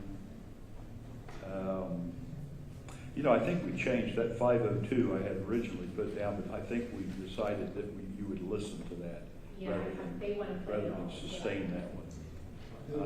We changed how that was. I'm sorry, the one prior to 5539 that would be re-listened to is which? I'm sorry, which is it? So the last one I've got is 5539, as one of which the state indicated they would look at. 5539, and then 502 was going to be looked at. Also, 17306, I believe that is. I've got a notation there that was going to be looked at later also. And 3164 and 3309. So that leaves 1, 2, 3, 4, 5, 6, 7, 8 to be looked at later. Now, is that? And so those are really the ones that we'll be discussing tomorrow. right? Yes, yeah, there's 8. Okay, so I'll remove all the other ones that are definite outs, and then I'll leave those in for now until we discuss them. Okay, thank you, Your Honor. You're welcome.